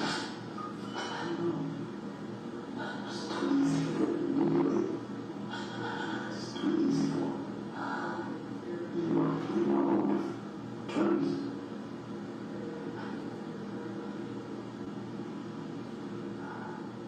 You don't have to agree to everything. You don't. He's your attorney. You're not his slave.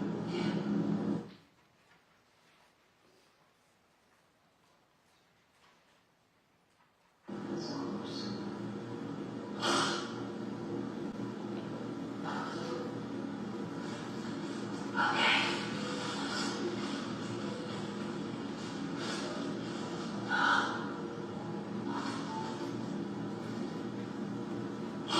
Maybe you can do this as much as I need you.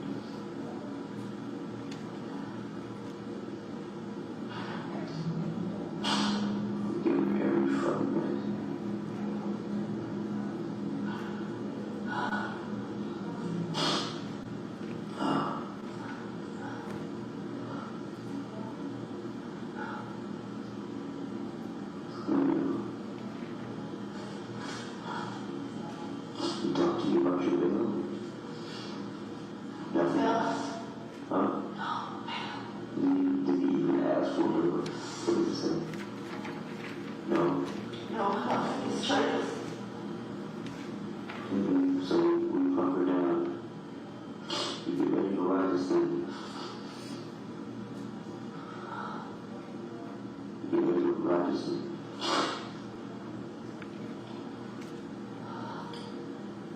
I'm just getting ready to do. And we help our case. We help do what we can to figure this thing out. Transcripts. And looking at the clock, we'll take our adjournment at this time till tomorrow at 9 o'clock. The evidence and applies. Now discuss this case among yourselves. Will anyone else before express any opinions of the cause if I submitted to you? Have a good evening. See you tomorrow at 9.